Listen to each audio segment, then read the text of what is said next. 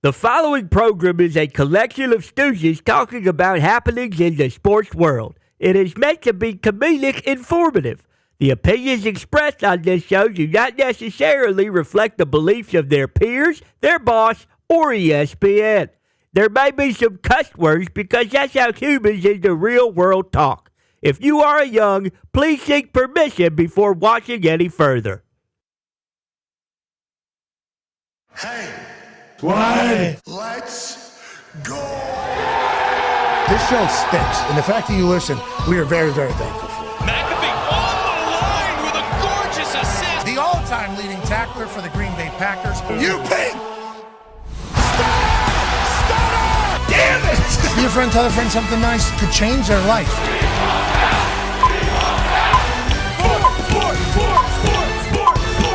Hello, beautiful people, and welcome to our humble abode, the Thunderdome. On this Football Thursday, August 14th, 2025, this program begins now. Football! It is magical, and there's a lot to talk about around the entire NFL, and we'll do that in just a matter of a few moments with an Emmy Award winner, a man who's been all over the television all morning, and obviously a member of the Emmy Award-winning NFL Live crew at ESPN, and a guy that we are big fans of. Ladies and gentlemen, Swagu will be joining us in 10-15 minutes. Big 10-15 minutes. There you go. Now, I don't know how everybody reacts around the people that watch and listen to this show every single day, how the circles do whenever that name is dropped. Just know that in this particular office, when Swagu is talked about, it is in very high regard. We are big fans of his. We think he goes about his business in a fun way, a good way, great energy way, and I think he has great takes. Not only that, he's obviously clearly a great father. Yes. He is the father of the number one hooper in the country for the 2027 class. Now, it is an ESPN ranking, so, you got to assume that there is Good point. a little bit of a potential thing going on. Nonetheless, number one, number two, number three, number four, number five, whatever it is, obviously very present, which is why we don't see him on TV as much. I think he's trying to be super dad to not only him, I think he has a daughter too that plays volleyball, who's also not one of the top in the country. It's like, I really respect Swagu a lot, and we can't wait to catch up with him and also ask him what the hell's going on down in Dallas. And is this Jerry Jones, the same Jerry Jones that drafted you with the number 20th overall pick back in the day? Because it feels like he maybe has lost his fastball, or has he? He was at the Netflix premiere of the Cowboys doc that's coming out in August 19th. Just a few days or whatever, and he said, when it's quiet, Dallas Cowboys will be there for you. I'll stir some shit up. It's wild to say that. Very much so. Just like, hey, listen, we are an attention-grabbing business. This is a money-making operation here. We are trying. If the rest of the world wants to sleep, we will be awake for them. We will let the Cowboys be the topic of conversation no matter what it is, just as long as they're talking Cowboys. Yeah, I'll do the draft from a yacht. Okay? You know why? What's everybody else do? Hey, stupid as little war rooms. Yep. Yeah. I'll do it in a damn yacht. On water. Yeah, people are going to talk. They're going to say, Jerry Jones yacht. This is sophistication. This is class personified. This is the Dallas Cowboys. Him just admitting that that's how he views it. I cannot wait to see what this documentary also showcases. But also, I think if you're playing for him or a fan of him, you have to wonder, are we trying to win football games all the time, or are we just trying to stir up shit all the damn time? That's naturally going to be a reaction. We'll ask Swagu about that. I think he's already talked about it a couple different times. But I think from the tours around the facility to the being able to lease apartments outside your practice facility, there's just a lot of things that happen down there that don't happen anywhere else. But it's also a place that is the highest valued franchise in the history of sports. So they're doing something right down there. Is it for football or not? We shall see. We're also going to be talking to a guy that we became friends with, Ty. That's right. That's the Talks Table at Boston Connor, at Ty Schmidt. Great shirt, con man. Ty Schmidt, whenever we were at the Home Run Derby when you made your first MLB All-Star game, we got a chance to chit-chat with closer for the Brewers. This dude's a legend. Brewers have won 12 straight games. Do you know what that means, Ty? I think I do, but I'm not positive. Yeah, because when you hear it, you say that's not possible. No, definitely not in baseball. It doesn't happen a whole lot. 12 wins for a team. Okay, what's going to happen? A restaurant's going to offer free burgers for everybody. Ooh. Okay, and whenever you do this nowadays, and they did this in 1987, I believe, and 2018 or whatever. So definitely internet era, 2018. Is it as much of an internet era as it is now? Because this is the type of thing that the internet will say, is that right? We're giving free burgers to everybody. In the past, there's been hundreds of thousands of burgers dished out. Will that number crack into 1 million? What will these burgers look like? George Webb, we appreciate you supporting your town. We also support the Brewers getting a big-time win for the city. And I hate that it was against the Pittsburgh Pirates, but that seems apropos that the Pittsburgh people would like to give the people of Milwaukee free burgers. You're welcome from Pittsburgh, but also congrats to the Brewers. Best team in baseball. We'll be talking to their closer, Trevor McIll, who we met at the Home Run Derby. Electrifying. Yeah, awesome dude. Awesome dude. Like you said, we a lot of cool stuff that we did. For me, arguably, like that was the highlight of the day. It was like, man, this guy is awesome. I could sit and talk to this guy for hours on end. Yeah, he was the straw that stirred the drink on the sideline, it appeared. Not only because Miz was there, who's also a pitcher for the Brewers, so everybody was pissed that he got voted in over a couple Philadelphia Phillies because he only had 5 starts, but this kid throws just absolute gas. This Brewers team, number 1 team in baseball, I guess by a wide margin is what people are saying. This team is clearly the best team in baseball right now. Right now, I think, I don't think there's much of an argument. I mean, they're just so hot. Every time they play, it seems like they're going to win no matter what, whether they're beating the hell out of teams like they kind of beat the hell out of the Pirates yesterday, or winning close games and like coming back. Every time obviously they've won 12 in a row, but when it matters the most, they're kind of taking the baton and running with it. Trevor McIll is their closer. He comes out to Metallica's Four Horsemen. That's right. Which I think is a deep cut if you're a Metallica fan, but he is. He's a diehard Metallica fan. And he talks about how he's been to 8, I think, Metallica concerts and how they know him because obviously he had to ask to use it. This dude is electric. Cannot wait to chat with him. And then in the second hour, we'll have Johnny Manziel joining us. Johnny Football. Yeah, Johnny Football. Wow, the money man. Can't wait to catch up with him. We haven't chatted with him in a while. Obviously, everybody knows Johnny Manziel's story from being one of the greatest college football players of all time, to going to Cleveland, to it not working out, to, a lot of different stories. He played fan craze football, had podcasts. I think he's just trying to live his life. Excited to hear what he's up to now. And also, shout out to Sling TV. Say that's what John Manziel's doing it. On. Boom. I had no idea. No. They are. They're still doing it. They're offering day passes. That's cool. Yeah, you got to sign up for a day pass, $4 something. Sure. You can get watching a game you need to if you don't have anything the streaming platforms, which I don't know if us on a streaming platform marketing it is necessarily the right way to go about it. Sure. But if you guys got any friends, tell people Sling's got a day pass. Johnny Manziel's coming on top. That's right. Hell yeah. And then we'll have Pete Thamel on in the late second hour to chit-chat about a ruling coming down from the NCAA tomorrow on Michigan. On what? The NCAA has formally notified parties tied to the Michigan NCAA infractions case that an announcement on the findings and punishments will be publicly released on Friday. Sources tell him and the pretzel, Dan Wetzel. Okay. So whenever you hear that, you think, oh, this is about Connor Stallion. Could be Stallions. But there's also some other stuff that has happened up there. Yeah, there's the staffer who was getting into, iCloud accounts of, college girls, which is not a great deal, obviously, but that's been floating around. How much did Harbaugh know about that? Is she involved at all? But again, the Stallion stuff, I mean, maybe is it still outstanding, the Stallion stuff? I didn't think so, but it seems like people continue to dig. So, I mean, maybe.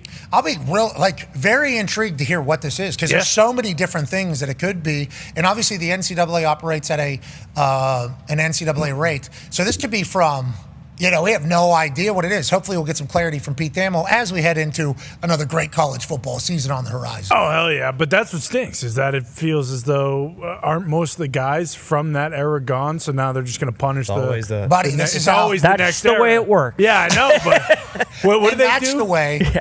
The cookie crumbles. Yeah. What do they every single time? Penn State, they lifted it early? That was the only thing they and did? then you got to remember, there's been bowl banishments for teams. SMU, Yeah, I mean, the SMU got the death penalty or whatever, just shut it all down. Nobody that was a part of it all had been on that campus for years, and they were still being punished. I mean, that is what the NCAA is, because I think they view it as institutional. Hey, it's the entire university. Yeah. It's not just about the humans that are currently occupying those roles. It is the university that acted in a way because the university is the member of the NCAA. It's not the coach that is a member of the, so there's just like so much,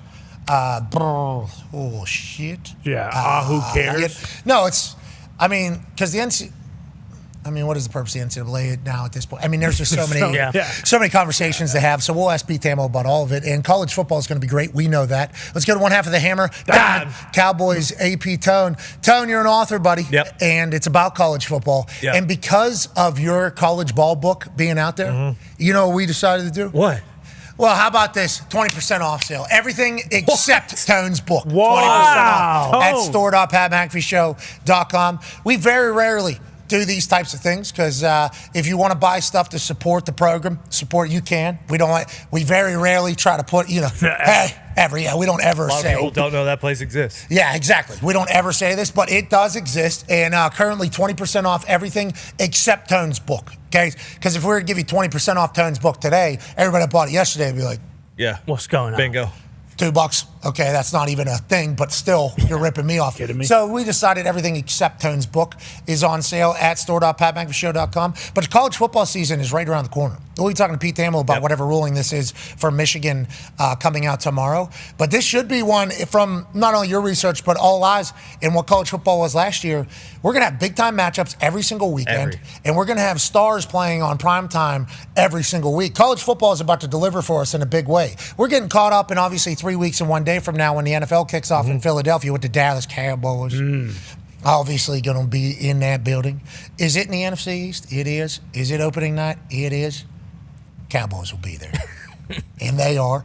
But we're talking about that. College football next weekend happening in Columbus, Ohio to kick off game day and everything. Now we're playing ball. Let's go ahead and do this thing. Yeah, we're playing ball. And one of the things that I put in the book, like this is one of the most unpredictable seasons I think that we've had in a while. Like last year when we came into the season, Ohio State, Oregon, Texas, Georgia, Notre Dame, like we knew who those teams kind of were. We also knew who their quarterbacks were. So there wasn't like a lot of questions what you were going to get. Now all those teams and a lot of the teams in the top 10 have new quarterbacks. We have no idea what they're going to be like, who they're going to look like.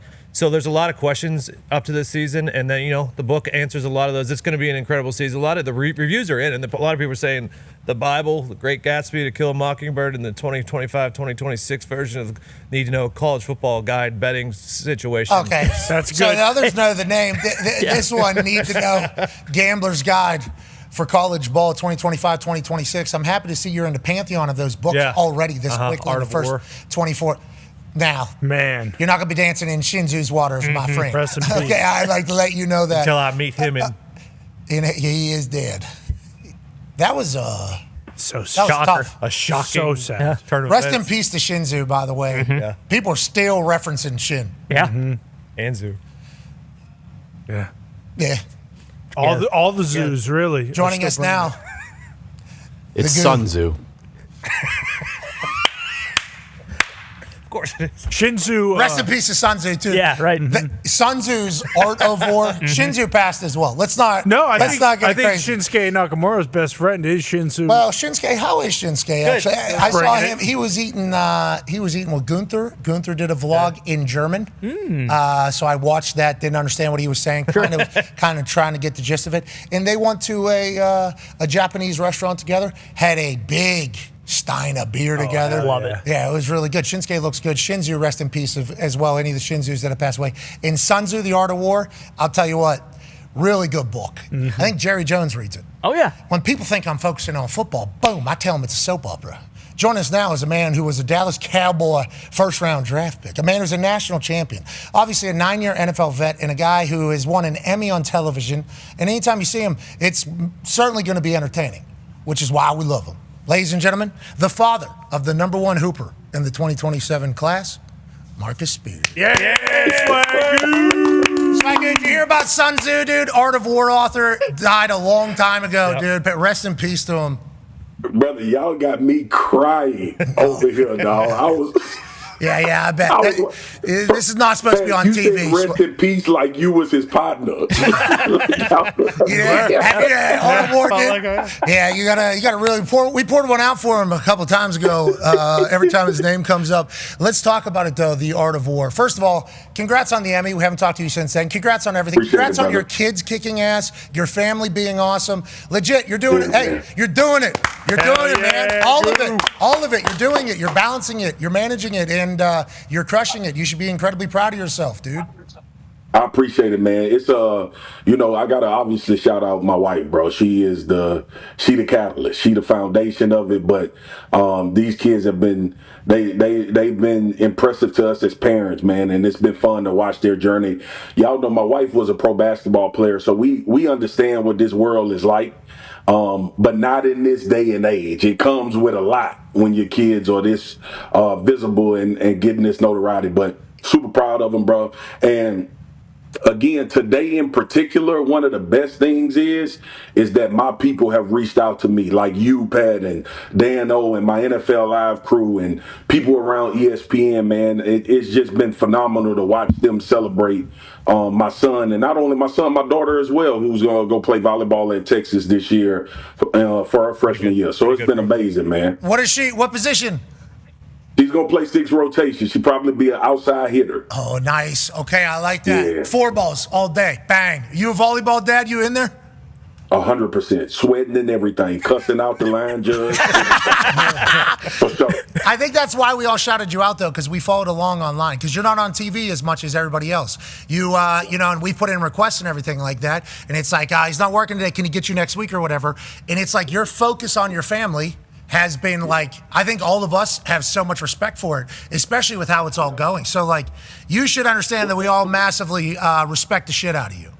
For me, bro, I love y'all, man, and it's always, the respect that I have for my colleagues, bro. But in the summer, man, I like to lock in on my kids, bro. Like they're having a different journey. They're not just playing sports. It's a lot of stuff that's coming at them that my wife and I want to be around to make sure we can manage.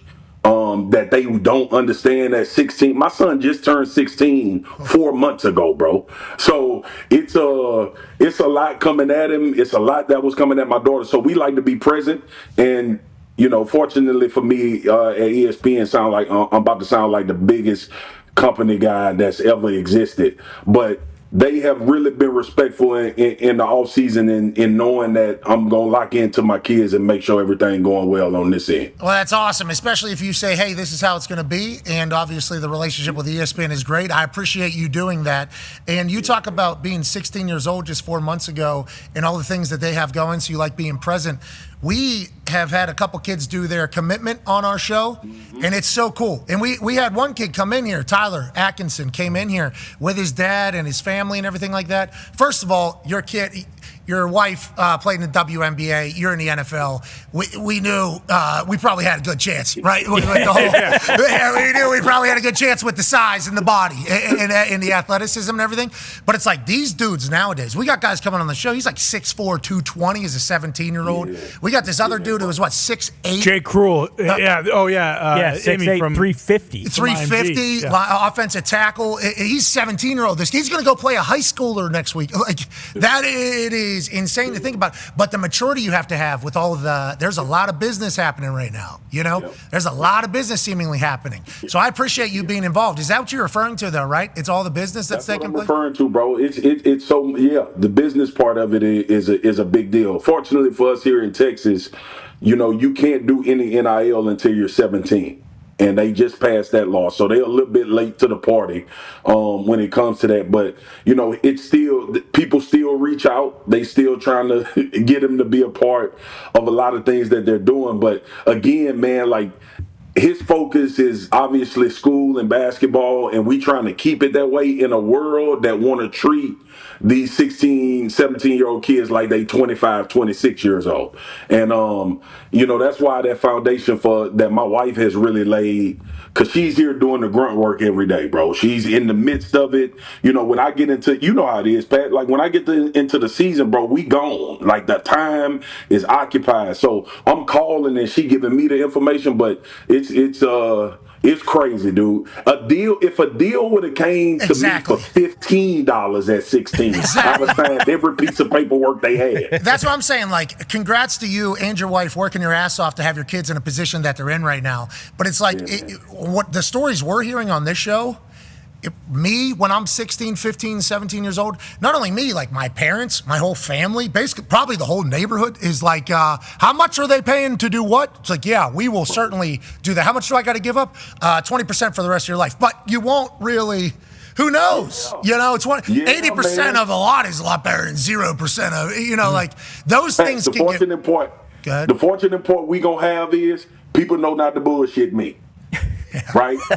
You and I, we still doing deals. We still doing bargaining deals. I'm current on what contracts should look like. Yes. I'm current on equity and how much you should be paid and how long can you use the name and all of that type of stuff. So, and it's something that we had to obviously refresh ourselves on, but we understand what's coming across the desk. So it's not just a bunch of people putting papers on our table and being like, look, here's $50,000, but now your son don't own none of his name or rights or image or anything like that. So we've passed a lot of things up that people have raised their eyebrows and was like, okay, we're not going to be able to bullshit the Spears family. Hey, well, congrats on that. That's got to be incredibly difficult waters to navigate for the modern, parents and everything. So good luck to all you. Legit. Yeah. And also, there's a book. Sun Tzu wrote it. Called Art of War. Rest in peace now to Sun Tzu. Legit. Yep. He is dead. Very dead. Rest in peace. He has a movie, book called Art of War. They even got a little shorter version. Yeah. It's like, hey, this is the shit. This is shit you really need to know. Can help you out business-wise. Let's talk business now. You've been chatting about it all morning, obviously, because it's a hilarious quote. Here's Jerry Jones at the Netflix premiere of the documentary. Run it, Foxy. Well, I do believe if we're not being looked at, then I'll do my part to get us looked at. The beautiful thing for networks or, if you will, streaming companies is that the NFL is a 365-day-a-year interest factor. A lot of programming, you have to spend as much to make it, to promote it, as you do to make it. The Cowboys are a soap opera 365 days. The stream will begin when it gets slow. Please take your seats. And so it's wonderful to have the great athletes, have the great players, but there's something more there. There's sizzle, there's emotion, and if you will, there's controversy. That controversy is good stuff in terms of keeping and having people's attention. The more bullshit, the better. that is good stuff. All anybody ever says, Swagu, and you know this because obviously you've been in there, it's hard enough to win a game, right? That's what everybody talks about. So now the owner's coming out and actually giving away his game, and he says, hey, my game is that the controversy's good now. Let's not get discredited. What are they talking about? Cowboys. Okay, so we take a 20, 30, 40, $64 million hit on salaries that we could have paid earlier. You know how much money we're gaining in valuation on the other side? Shit, $150 million. So you start doing the math, all of a sudden we're up $90 million. Who's smart? Me, they're dumb. But are you going to ever win that way? Are you ever going to win that way? Is this something that we all kind of thought about Jerry, but then once he says it, it's like, okay, so this has been the plan. And does it worry you that potentially you're never going to be able to win like that? Pat, yes, because your value as a player is tied into success, bro. Like that is the awful part about what Jerry said. Yeah, you getting your money and everybody understands what you've done to promote this brand and build it. But to say that loud and in public is, Pat, you know this. I've been screaming that the Cowboys ain't trying to win the Super Bowl. And people in Dallas can't stand when I say it. Because they act like I'm lying, like I'm supposed to live in this fantasy world of, yeah, we doing what it takes to win. The blueprint is out there of how you try to win the Super Bowl. And Jerry just told everybody, yeah, it's great to have the great players and all of that, but there's more. Sizzle. There's a sizzle. We not even focused on football. That's what he just said. Yeah. He said, look, yeah, we got Dak and we got CD and we got all these great players, but there's more there. Bro, we talking about football, full stop. Like there's not supposed to be more than winning and putting the best team on the field and making sure your star players are paid and you got everybody on the field. It is clarity for anybody that was on the fence about what's important in Dallas. And it's super unfortunate for players. And Pat, this is what I always say. What the hell are the coaches supposed to do with that?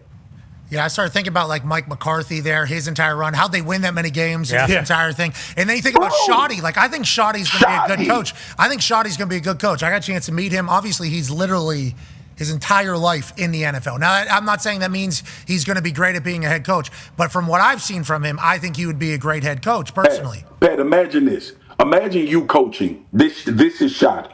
Imagine you coaching in the NFL for 25 years, waiting on your opportunity, and the owner of the team that you the head coach says, winning ain't that damn important. Controversies, what we're, little reality TV. I don't know if you know. More money. Here, bro. More money, are you? Get out of here. But I'm not surprised. Because I get my ass kicked all over the internet and all over the place when I say Dallas not trying to win a Super Bowl by my own. Some of my boys who are Cowboy fans. Boy, you ain't supposed to be saying that. What you mean they ain't trying to win?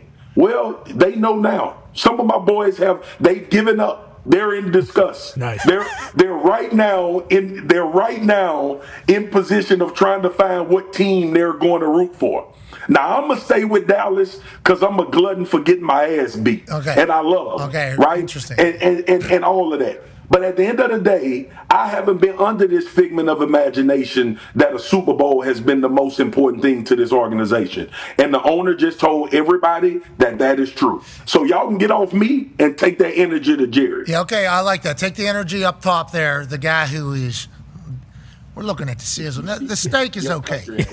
We're not going to beat Roos. We're not going to beat Roos Chris. Okay? The steak is what the steak is. What we specialize in is the sizzle. You know when that son of a bitch is coming out with the salt. Oh yeah, salt bay. That's what Jerry. The fixins and the birthdays. Yeah. Sword. Yeah, that's what Jerry's supposed to be a wrestling promoter. That's what he was supposed to be. Truly, that's what he's supposed to do. But instead, that's what he's supposed to do. He bought the highest valued sports franchise in the history of sports, which is what he would look at and say, excuse me, is this not what we are all trying to accomplish here? And it's like, well, I think what a lot of people are trying to accomplish is the Super Bowl. Like, I think that's what a lot of people are looking at. And with Stephen Jones, you know him probably better than I do. I don't really know anybody down there. I've had massive respect for Jerry Jones, mostly because I respect how big of a gambler he is and how he goes all in and the type of guy he is. I think that entire thing. I watched him with Joe Buck. It was a phenomenal interview. I'm like, that guy's a dog. I'm a fan. You talk about your friends having clarity and like getting off the fence or whatever. I've had clarity. I'm like, all right, I think Jerry's lost his fastball. I think he's lost the narrative. I think Jerry has kind of lost it. Now that moves on to the boys now, the entire family, because his landman speech, from what I've been told, is how he actually felt. Like, hey, you do business with your family, you can hand it off someday. So he takes a lot of pride in that, which I respect. Is Steven going to operate the same way he is? Because I've heard Steven say some things now, right? This offseason that's like, hold on now. Unless you've been getting the information from somebody else. Here's the conundrum, Pat. Like, we not a monolith. Like, you can like something about a person and respect something about them and hate some other shit that they do. That's just what it boils down to. Respect. But ultimately, when it comes to Steven, what should be different? Our valuation is $12.8 billion without winning anything of significance, right? So as a family, when you're saying we need to keep this money train that's been rolling forever rolling, there's a certain way to do it, and my dad has showed us how, right? So you are asking him to go against the apple cart. Here's what you hope, though. You hope that Steven understands that there's collateral damage in that route. And that collateral damage is your coaches, your players, and everybody. And hopefully the money that's being spent on the Dallas Cowboys as far as how they promote it and brand it is going to start to be spent on the football team. And also the narrative of how about this, Pat? Pat, I got it figured out. Okay. Sitting here talking to you. Sun Tzu. This is Sun Tzu. Art of War. Yeah. Okay. Yeah. Art of War. Right. Rest in peace.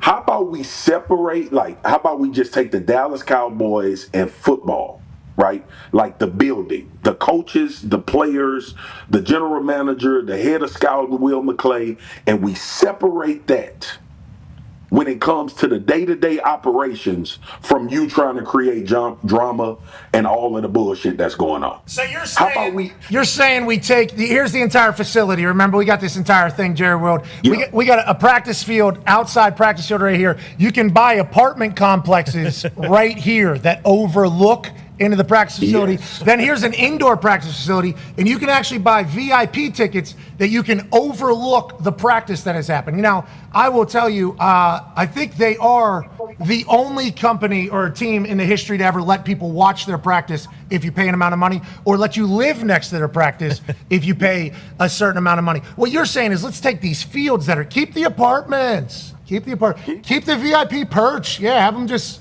look at a building. Take the fields, there we go. Take the fields, take them down the street, have them down here, and let Jerry do his shit up here. That's what you're saying. Yeah, that's what I'm saying. Or just go practice at one of the high schools when nobody's there. Oh, they're nice. They're very nice. Jerry, we got 13, 14 high schools here. I'm 5 minutes away from where you just showed.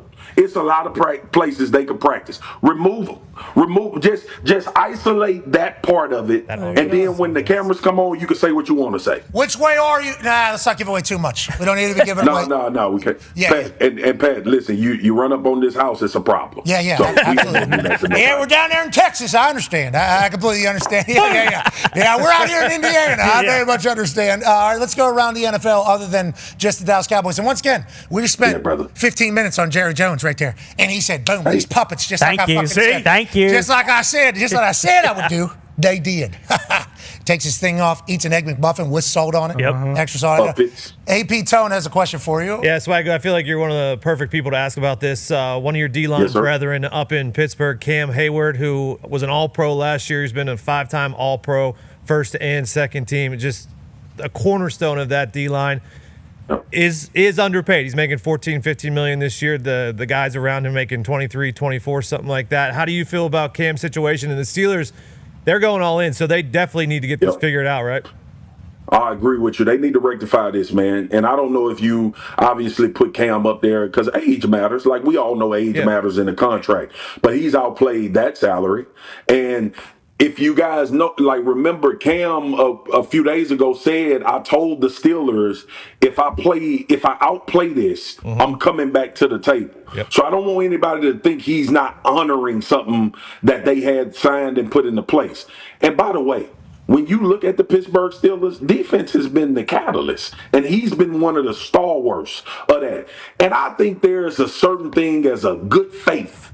He's been in this organization. He's been through the 775 million quarterbacks that you've had on this team and never complained, knowing at times we don't have a shot in hell at winning a Super Bowl. But I'm going to continue to go out here and do what I do and try to promote what we do defensively. I think Cam deserves more money. One, his performance says that. But two, like, bro, he's a Steeler. He's been he's a synonymous figure. He's going to be one of those guys that's hanging up in the stadium and doing all of the things that the Steelers represent. Go and pay the man. You ain't got to pay nobody else. Yeah, Swagu, you also think about DK Metcalf's getting $30 million, Jalen Ramsey's getting whatever. Yeah. Never played it down for the Pittsburgh Steelers, right? Like, this is... Absolutely. And I think all Steelers fans are pumped that Omar Khan, the general manager, did all these things, went out and got big. Hey, let's go all in. Why not? We're sick of it. Yep. But you can see how Cam Hayward, who's the second longest tenured Pittsburgh Steeler, I believe, tied with Mike Webster behind Ben Roethlisberger with his 15 years. You can say, wait a second, we're giving how much money to everybody that has never done anything for Pittsburgh? Because this is very abnormal for Cam Hayward to experience as well. Now, with that 100%. Being said, Yinzers are telling him not all Yinzers are on Cam Hayward's side, and I don't like it at all. And that is a reminder that the logo will always be bigger than any one person. Amen. You know, Cam Hayward's been there 15 years, has been the epitome of the Pittsburgh Steelers. His dad, Ironhead, legendary figure in Pittsburgh. His brother on the team. Charity. Like, this entire thing. Cam Hayward, Walter Payton Man of the Year for what he's done in the city of Pittsburgh. Cam Hayward comes out and says, I told him I wanted a little bit more money. They said they didn't want it. And Yinzers go, fuck this guy. That is, not all of them, no. Swagu. Not all, but 15 years of good. 15 years of good, great to the city. And then he says, I'm playing for a very limited amount. That wasn't a new I restructured the contract last year. It wasn't a new contract. And now I'm lower than everybody, and I'm all pro. Like, can I get a little bit more money, right? Shut up. Shut up. This guy doesn't care. I don't. That is how fans will always feel. That's why it's so difficult, and that's why the teams know they ultimately have leverage in the end. They know that. And it's like, inevitably, Cam will be loved in Pittsburgh forever. Like, in the long run, Cam will be loved in Pittsburgh forever. But right now, there's people that I think were massive Cam Hayward fans that have gone, oh, he doesn't want to. He don't want 7. This guy doesn't want 7. That's all we're trying to do. It's the business of football is incredibly wild. But Cam, go get your Cam. We hope you get a little bit, and I think it can happen. And I think Omar Khan can make it happen. Yeah. So, because if they ask to do what you did, they'll be asking for more money too. Exactly. So, on the complete opposite side. It is. And if he would have played like ass, they would have been saying, "Hey, let's restructure this thing again a little different way." You 100% right. Yeah, but the fans don't care. Yeah. Well, that's a billionaire. He's a genius. He's obviously going to do that. You stupid athletes need to just figure it out. All right, let's move around. Go ahead, Ty. Yeah, Swagu, let's stay in the AFC North. What do you think is going to come of the whole Trey Hendrickson situation? We obviously followed that very closely throughout the offseason. He, takes a stand, doesn't show up, and then eventually kind of realizes, like, hey, they're not going to pay me, even though they've said for the last 2 years they are. I'll go back and I guess just be a good company man, be a good soldier. How do you think that affects the Bengals this year? And do you think we'll get any resolution from this, or is this for sure Trey Hendrickson's last year in Cincinnati? I think it's for sure his last year. Did you watch them on defense last year? Oh, yeah. Shit, it wasn't but one bright spot, and that was 91. So the problem becomes for Cincinnati is, and I've talked about this, when you get into this window of really believing that you can win at a high level because of what they got offensively, you got to start paying people. And that's really what it boils down to. Trey has led the league in sacks the last 2 years, I believe. Or I know he for sure did last year with 17 and a half. And the man has been in a contract dispute for 1 million days. For what? You don't have anybody else. You don't have it. There is nothing about Trey Hendrickson's resume that should tell the Cincinnati Bengals we don't need to pay this man a high level of dollars, right? Or you drop him and you say, you know what, we gonna trade him. Because we don't respect what you've done in this organization, in this franchise. So let's trade him and see what we can get. I'm sure somebody would love Trey Hendrickson's services. But dude, there is no way that you can go through this season, if you the Cincinnati Bengals, and think that without Trey Hendrickson, you got better. Or you have a chance to do what you're trying to do, especially with what you have on the other side of the football. It's one of the dumbest things that I've watched in football for the last 2 years. And the Cincinnati Bengals fans, speaking of the fans, Pat, they killed my ass 2 years ago. I said, listen, man, this relationship with Trey Hendrickson and the Cincinnati Bengals is bad. He wants out if they not going to restructure a contract. You don't know what you talking about. And then Trey comes back and he's like, yeah, I'm fine. I'm going to stay here. I'm going to play it out. Well, I understand the psychology of a football player. At that time, hey, man, let me go and get these millions and act like everything is okay until it's not okay. And finally, it has come to a head once again. And I really don't know the answer. I know one answer in this whole situation. Without Trey Hendrickson, based on what Cincinnati was last year, they're going to be ass on defense, and Joe and them going to have to score 45 to try to win games. The ass on defense is kind of the expectation, I think, by everybody of the Cincinnati Bengals. And I've asked this, to a few people now. Can you win a Super Bowl playing like that? Yes. Listen. Can you win a Super Bowl scoring 50 points, giving up 50 points? No, Pat, but what if you just can be middle of the pack defensively? That offense is good enough. What if you could just get a half better on defense, right? And you can't do that without 91.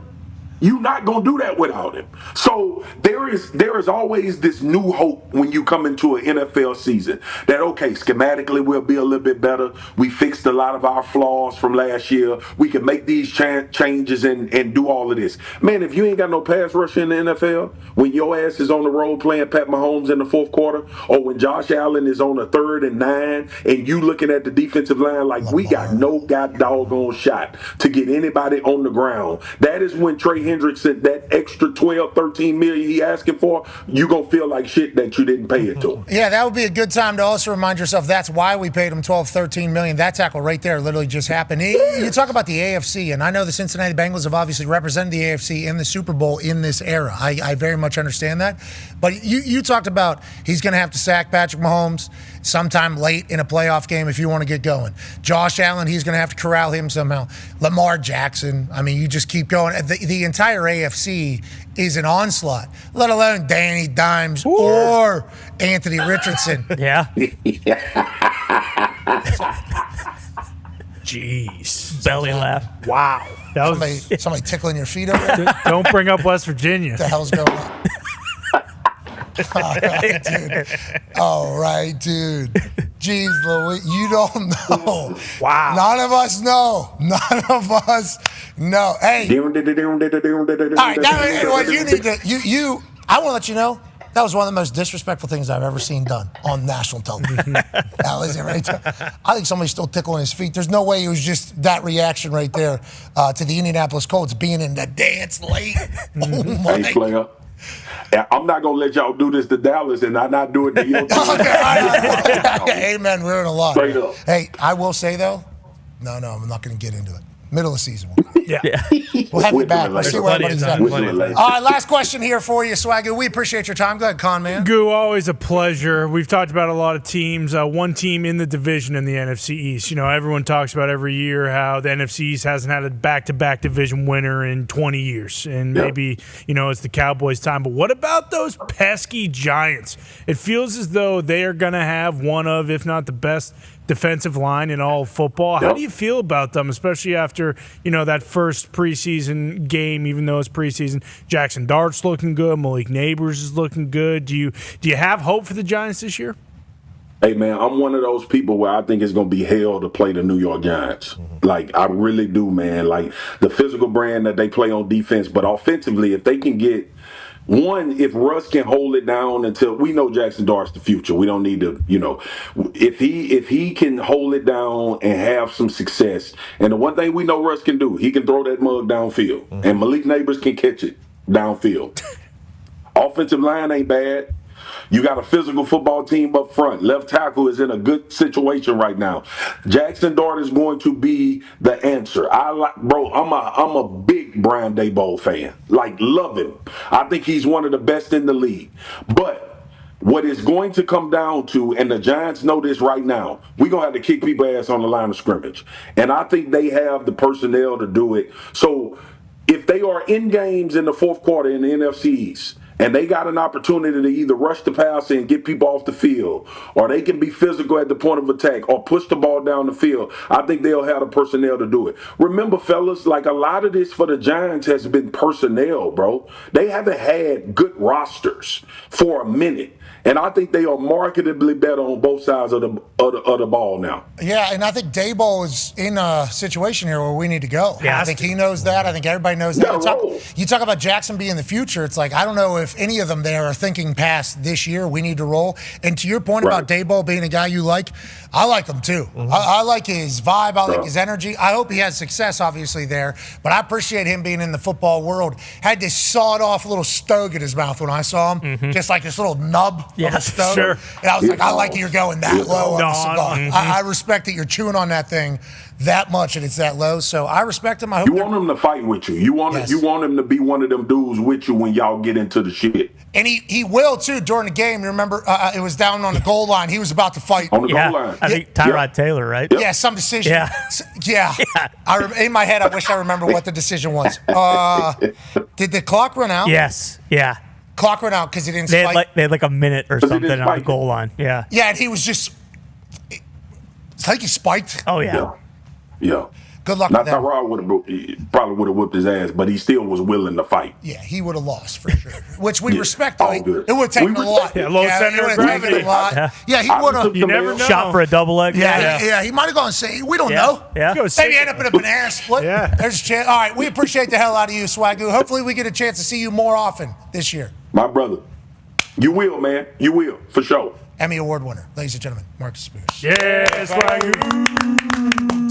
I really enjoy that dude. He's the man. Legit. Yeah. I did, what was it, Get Up with him maybe? Yeah, probably. Yeah. A couple different times. Yep. And there's like a little green room area over there.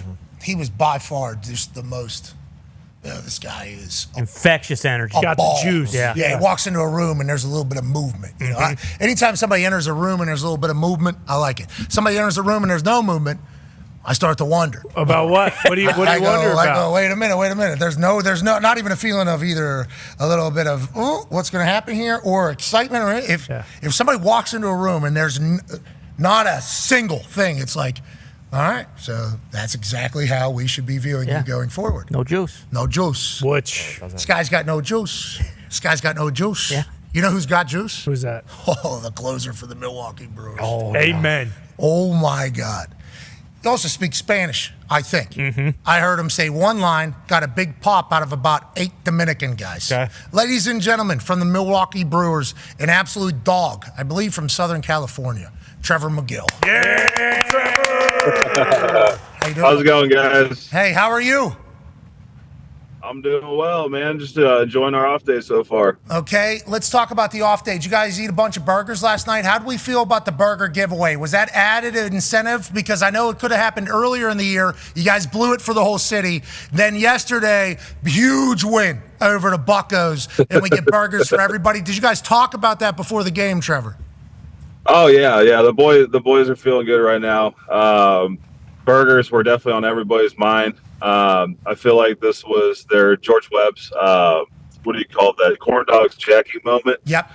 Where it finally hit after I think like 2018 was the last one. It's happened 3 times total. So this is big. I think they're planning on doing it for like Saturday or something. They got to order a bunch of burgers. Okay, they're expecting a lot of people. Okay, yeah, 1987, 2018, and then obviously now it happened. I guess the one in 87 was outrageous. I guess the one in 2018 they gave out like coupons or something. Sure. So it didn't work out as much because there's a multiple step process. So I'll be excited to see how they handle it this year. But let's talk about the team. Brother, when we were at the All-Star week there where you guys get no break, I mean, basically just work your asses off the entire time. You guys by far have the worst setup out of all the All-Star weeks as players, but it was a great spectacle, and it was an honor to meet you. People were pissed about The Miz being in the All-Star game. Nobody was really talking about the Brewers. You guys are the best team in baseball. Did we know that at the time at the Home Run Derby? And why didn't you fucking tell me that so that I could sound smart on this show? We all knew in the clubhouse. I mean, we kind of got our ass kicked a little bit in April there, and I think that kind of just opened up the team's eyes to like what needs to be done to moving forward. And we've all kind of locked arms since then and have gotten it done. So our guys, we're feeling good in the clubhouse, and everybody's just genuinely pulling for each other there. Okay, so you as a closer, sick job, by the way. I think that's if I was a pitcher, I think as kicker, punter, I think closer probably the most similar mindset-wise, where you're jogging out, literally all eyes, and we're going to figure out right now whether it happens or it doesn't happen. You have the Metallica 4 Horsemen entrance, obviously. Massive Metallica fan. Happy that happens for you every time you go out there. Is that accurate? We were retelling the story. 8 Metallica concerts you've been to? No, not 8. I've been to 3 so far. Let's get to 8 though. I'm sure they'll still be playing for a while. But huge Metallica fan. It's just a big part of my life, and to like have the whole stadium blacked out, and right as I go through those gates, the song starts screaming. It's just gives me goosebumps every time, man. Just even right now thinking about it. But it's badass what the team's done for putting that together for me. I couldn't thank them enough. They've done such a good job with my insurance. So every game you could be up though? I don't know the life. I don't know pitching in baseball enough. Yeah. You could be up every single game, and then what is it, like the 7th, 6th, 7th inning? It's like, okay, real opportunity. Then you start warming, because I know pitchers have full routine too. How does that work for you?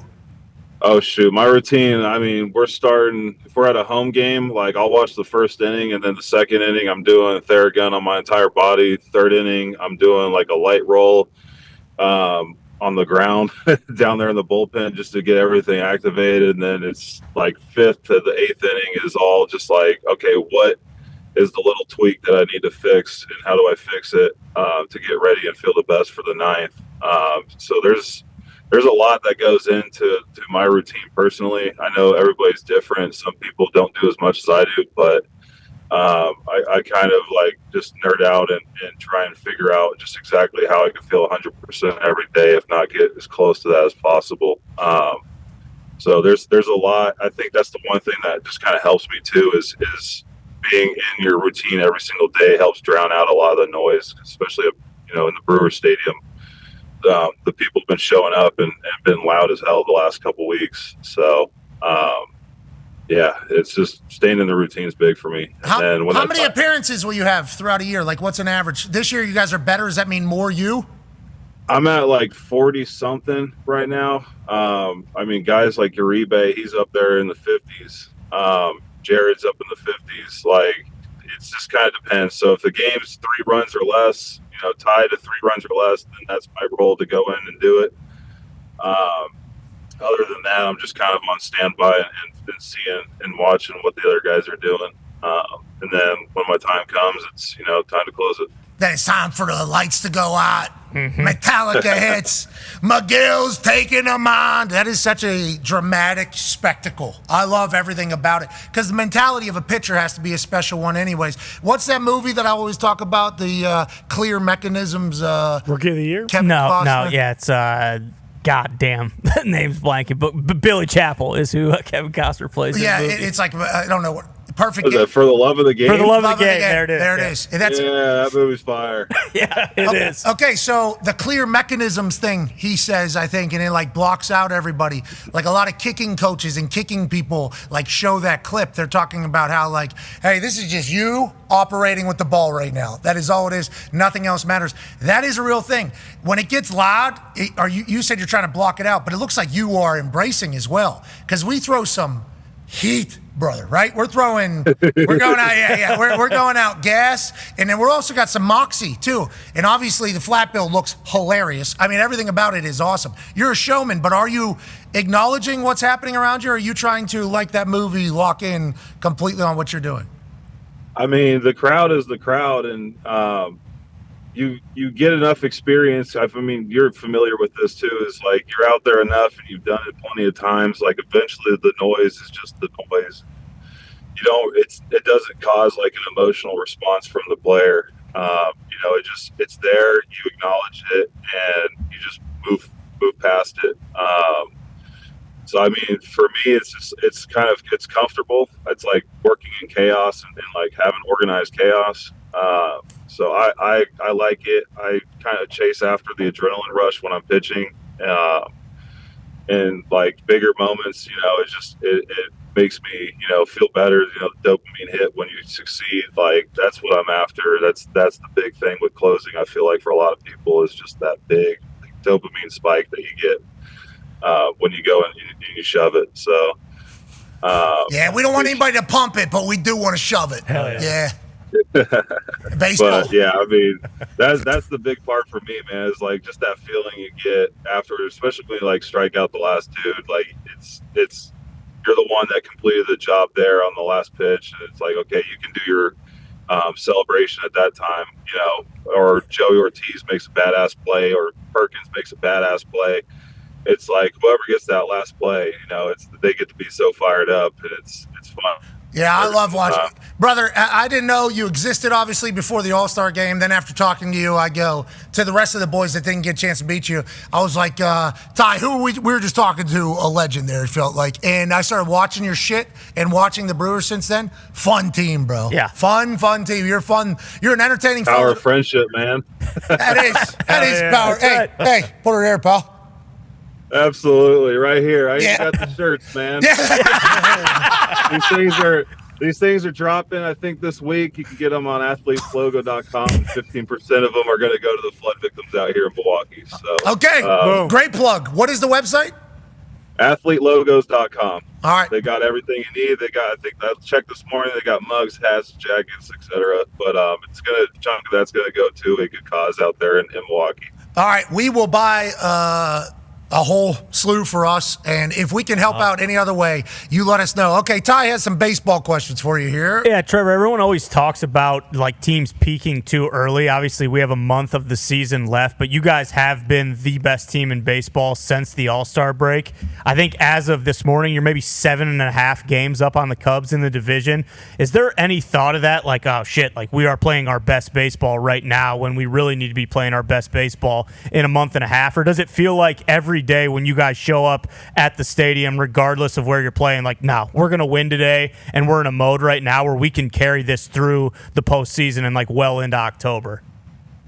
I mean, Pat Murphy's slogan's win tonight, and it certainly feels like right now it's win tonight, it's win every night.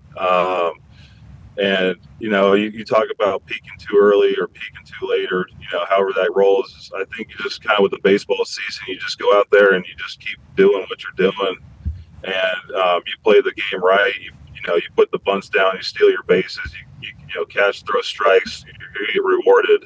And I just think that's the one thing with our team right now is we just play baseball the proper way, and don't count on the long ball, don't count on X, Y, and Z to win the game for us. It's just kind of everybody do your job, keep your head down, let's do it. And we're seeing the success we're seeing right now because everybody's bought in, they know their roles, and they're having success within those roles. So it's just everything is working right now, and we'll see what happens in the next 40 games or so, however many we have left.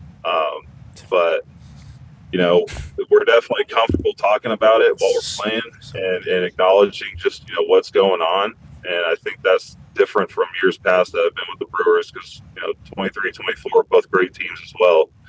But it was almost like the don't want to talk about it, don't want to jinx it. It's not like that this year. It's okay. It's the Brewers, and we're feeling it right now. So let's just keep it going. I love that you guys feel legit, because at the beginning you're wondering, you never experienced it before. Let's not talk about it. Let's not ruin it. Okay, we're doing something good here. Baseball also, I think you guys do a lot of weird shit, I think, because of how long the seasons are. We're doing a lot of interesting stuff. From what I've gathered from the movies about your sport, not that I've ever been in there. So let's not talk about it. Let's not jinx it. Let's do that. Pitchers, too. I think there's a lot of that conversation. Now you guys are a mature team. That's what we need to know about the Brewers. They're ready for the moment. Only 40 more games. That's all right. Only 40 more games. You guys play a lot of games over there. Excited for the next CBA for you guys. Hembo sent me a text message. Okay. Yeah, just drop that in there. Yeah, just drop it. Oh, boy, man, stirring the pot a little bit. Yeah, just drop it in there a little bit. You guys play a lot of games on the road a lot. It's not easy. Hembo texted me. He works, obviously, for ESPN. Big stat guy, loves baseball. Okay, works for Greeny on Get Up and everything like that. He said, just some insight. While you were talking, he said this. Trevor McIll throws a 99-mile-an-hour fastball with 19 inches of induced vertical break and an 88-mile-an-hour curveball with 43 inches of vertical drop. That's a disgusting tandem, is what Hembo just said. Literally, while you were talking, he sent that to me. That's 43 inches of drop-off? That's your at pitch, baseball? Yeah. I mean, that's kind of like a little older of a metric, I guess, in baseball. But we go by like induced on all of our stuff, and I think it's around like 7, 8. Yeah, that's the out pitch. 43 inches is a new stat for me. I'd never even looked at that number. Hey, Hembo's got a big brain, brother. Hembo's got a big brain. We're coming up on a hard out, so I don't want to cut you off here, but I have to. Thank you so much for joining us. Good luck the rest of the year. Absolutely. Thank you guys so much for having me on, man. Tell the lads we said hello and the power of friendship. Power of friendship. Go Brewers, man. Ladies and gentlemen, Trevor McIll. Yeah, Trevor. What power of friendship just happened. Yeah. Nuke. Awesome. Oh, That was awesome. Hour 2 on the other side. Got a lot of good stuff. We'll see you then. Goodbye.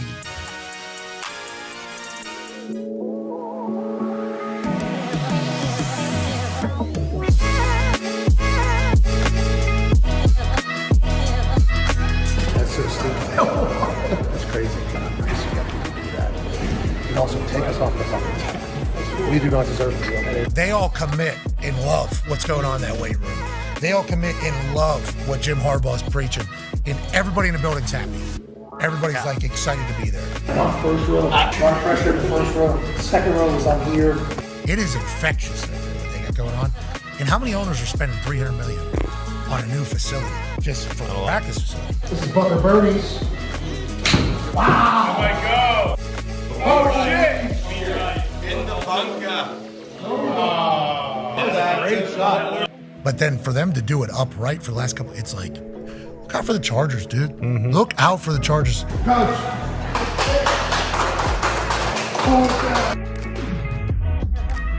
Hey, I got a gift for you. Here we go.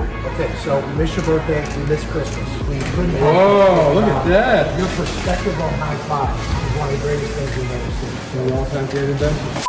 I love the high five. Yeah, give each other a high five. Boom! Bam! Boom! Bam! Boom! Boom! Oh my God! Wow! Boom! So we wanted to make you basically something that you could high five. My dad made this. Oh, wow. Yeah, He is talented. Yeah, boom. Keep that feeling. Yeah, boom. Yeah, boom, boom. And we tested it. I think we can get a pretty good pop if you need. Yeah, That is incredible. Obviously, national champion, Michigan man, greatest high five. Yeah. Because of what you brought for the high five world.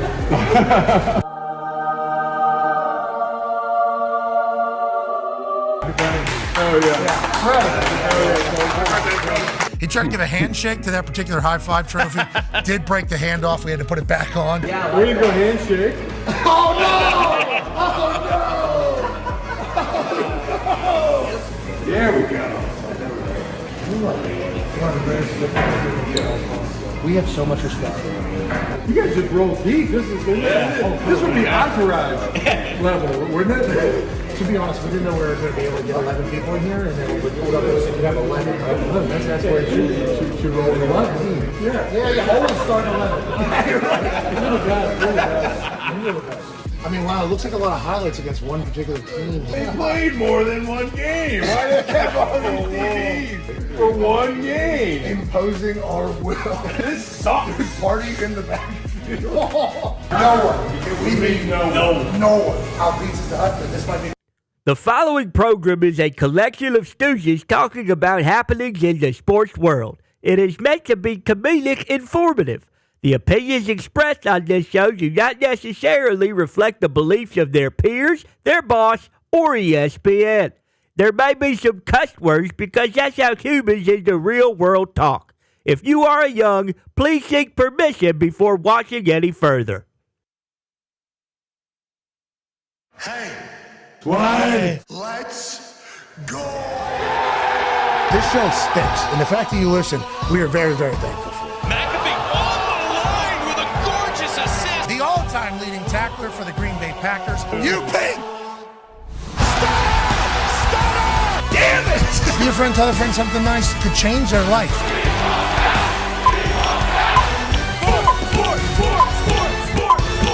Hello, beautiful people, and welcome back to our humble abode, the Thunderdome, on this glorious Football Thursday, August 14, 2025. Hour 2 of the program begins now. Football! It is magical. We're lucky to talk about it every single day. The Toxic Tables here at Boston Connor and at Ty Schmidt. Is that a wolf howling at the moon and the American flag at the same damn time? Yeah, except I don't know if he's howling. I think he might be yelling football, too. Okay, he's howling. Yeah. Football. We lost yesterday. Let's not talk. No, we should talk about resilience, hard work, not quitting. You guys lost. Not quitting, not burying the ball. You guys not lost. getting overwhelmed. We're blue-collar players. That's right. Of euchre, card game, created in Pennsylvania. That was Bills Chiefs regular season. Yeah. Congrats, Bills. Yeah, they won. Foxy and D-Butt beat Connor and I yesterday 10-9. At one point, it was 9-1, though. I mean, it was not good. Now, granted, I did 2 calls during that game. Had no idea what the suit was multiple times. Was not paying attention, and all of a sudden, I look down, it's 9-1. You're right. We didn't give up. All of a sudden, I get off the phone. What's the score? 9-1. Ow! I'd like to go look. Yeah. Okay, all of a sudden, we're a little bit 9-2. And then, just get away. Then it was 9-3. 9-3. Then it was 9-4. Now we got a euchre. 9-6. Hold on a second. Vibes are high. Yeah. D-Butt starts doing some, kind of suspect shit. He's got some AJ Hawk in him. It was awesome. He cut the deck 1 card at the bottom. He said it was 2, actually. Oh, okay. It was, and then Foxy got a loner. Yeah, exactly. And then he howled right in our face. Yeah, I mean, there was a lot of shit yesterday, but you're right, we battled. And that's the thing. You know, a lot of teams, team we were playing, for instance, they quit when they were down 9-1 to us in the sky. But what did we do? Never. We won 13-1. We actually howled at the moon right in their faces. Yeah. Is this a victory lap for a loss right now? Is that what's going on? No, this Ladies and gentlemen, 1 half of the Hammer, Cowboys, AP Tone. Does feel like that. We're just talking ball. No, we're talking ball. We're talking about we're in training camp right now too. Yeah. Okay, we learned a lot about our team and our practice. cards. Yeah, we are in joint practices. They're doing shit we've never seen before. The cut. I've never seen a deck of cards cut the way it was cut. Actually, I have seen it. When somebody's trying to make a mockery of cards. Sure. That is what they would do. Now, there is no rule against what he did. No. So I guess I could. And then all of a sudden, Foxy gets a loner literally the next. It's like, I don't know what's going on. I don't like it. But know that we're in training camp and we're learning what you're doing, Foxy. Okay? Yeah, I know. And honestly, I'll be on the plane when you guys beat us like 6 games in a row. Deba and I were due for that. Also 9-9. I mean, I don't know if you even want me to say it, but Foxy was shaking in his boots. No. When it was 9-9. Yeah, the whole gazebo was calm, cool, collected. We knew what was going on. I was there. You guys did. D-Bone was standing in the back corner when we were in there, so that might have been what the. There's no reason for D-Bone to catch a stray here. No. That's why it smelled like shit in the gazebo. No, it's not why. D-Bone has a great scent. He smells good. 1 half of the Hammer, Dahn. Cowboys, AP Tony's D-Bone. He's learning the game. D-Bone. Now you're trying to kick him out of learning the game. There's no reason to do it. His scent was fine. Hey, you come in the gazebo, okay? We do need you to kind of back off the table a little bit there. 1 half of the Hammer. He's also a blogger, I heard yesterday. Yeah. Bone? Well, you told me you was. Yeah. Oh, remember? Yeah. Oh, oops. Well, in his sense. He is. And that's not. He's a blogger. He's got 2 full-time jobs. Yeah. He's a blogger. The scent is Tone's an author. The book is currently available. Yes, and right now, everything on our store, except for your book, is currently 20% off. And for everybody that was watching and listening that doesn't know what euchre is, just know it's a 2-on-2 game. Me and Connor are damn near unbeatable, so when other people beat us, it is a big story. This is a big deal. They had us at 9-1. If they would have beat us 10-1, that would have been headline news. That would have been headline news. It really would have been. Maybe the greatest moment of their card playing lives would have taken place because of how this normally goes. We fought back. We showed resilience. We're in training camp. We're also learning through the Need to Know Gambler's Guide for college ball for the 2025-2026 season. Currently available now, $9.99. Everything else on the store, 20% off, except for the book, because we couldn't rip the people off that bought it yesterday. Yeah. It'd be very rude of us to do. Tone, college ball is right around the corner. We're excited. Anything not getting talked about enough, you think? Other than this Michigan ruling coming tomorrow out of nowhere, kind of. Yeah, I don't speak about the Michigan ruling in the book. I like to keep it on the field. That's where I live. That's where I work. That's where I play. Some things that aren't being That's where they play, too. Yeah. Mm-hmm. Some things that aren't being talked about enough. There's still some quarterback battles out there that aren't being talked about enough, like by the main media. Notre Dame still hasn't picked a quarterback yet. There's a rumor Ohio State has not picked a quarterback yet. So there's there's still some main big school quarterback battles that are still going on that are definitely something to watch going in. And not on that top 25, West Virginia still has a quarterback battle happening, too. Okay. Is that Actually, right? Every position. Between who? Four guys. And they might all play. To be honest. Maybe. Okay. Rich Rod won't give out his depth chart. And they ask him about the depth chart, and every time he turns it into a scene. Mm-hmm. And I appreciate the way Coach Rod is operating right now in these press conferences. I like the way he's operating on that practice field. And I like the fact that you see his top 25. Here's a prediction. WVU will end up in this thing by the end of the season. Boom. Okay. At one That'd be point, awesome. or we'll finish in it? Finish. Okay. Because we'll get hot late. I think we're going to see some hard times, brother. I think there's going to be some. No. Just we're transitioning. Your early season schedule's nice. I know, it's very boom, bang, pow. Watch out for the Bobcats week 2, though. I know Ohio is a team, and they got a lot of big-time games. Cannot lose to the Bobcats. Rich Rod will fight every player on the team before that happens. You're going to Athens. But that will be, and a lot of West Virginia fans are buying Ohio season tickets so that the ticket prices won't get run up. Because I guess like season tickets are cheaper than what the ticket could go up because of the potential travel or whatever. Nonetheless, West Virginia's going to be good. Might take some time, though. Okay. We're turning over a completely different tree's leaf. Yeah. Different mountain decline. Yeah, it's a different country's leaf that we're going over here. So many. Versus what it used to be. But anyways, a lot of great teams out there. Michigan still has a quarterback battle, too. I looked at the list. I forgot them. Chase Herbstreit. Yeah, him and Underwood, I guess, are making a late pull to be the starter. He can't get off his phone. Allegedly, Chase is just in there playing. Heard Pate say something about that. Pate said there's a quarterback in the country that's so addicted to his phone he might lose his job. Yeah, or he's in a quarterback battle, and that's what's keeping him back. He's addicted to being on his phone. So what if I assume he says, I'm watching film on here. Yeah. That's what I'm doing all day, every day. It's an interesting time right now with technology, because we see meetings where guys leave so they can have a phone break. And it's like, that's an interesting dynamic to have to deal with. Joining us now is a guy who's addicted to his phone. Yeah. And I'm excited to see how he ends up beating it, just like he beat his shellfish allergy that he had years ago, where he wanted to have shrimp cocktail at a hoity-toity event, but he just couldn't because he was allergic to shellfish. So he battled it over years, where he would microdose himself with little tiny shellfish dosings where his body would certainly have hives, but he wouldn't die like what was happening. And once he continued to battle against this allergy, he inevitably beat it. And he put on that tuxedo and he walked into that hoity-toity event and he had that shrimp cocktail. This is a story that people will talk about for lifetimes. He's a college football national champion, a Super Bowl champion, one of the most inspiring guys to ever exist. Kind of going through a hair transition right now, but we'll be with him along that path. Yeah.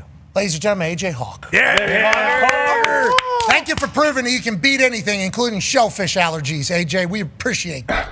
Yeah, you can't. I don't need any credit for that. I don't want to. I did that for myself, not for anybody else. But I do not own a tux, let alone. I don't think I've ever rented a tux, maybe for prom or something back in the day. But yeah, I can eat shellfish. I can eat shrimp cocktail, and my eyes don't explode. My throat doesn't close up anymore, so I'm good. We're happy for you. That's huge. Worth it. What events have Thank shrimp you. cocktail that don't have that type of setup thing?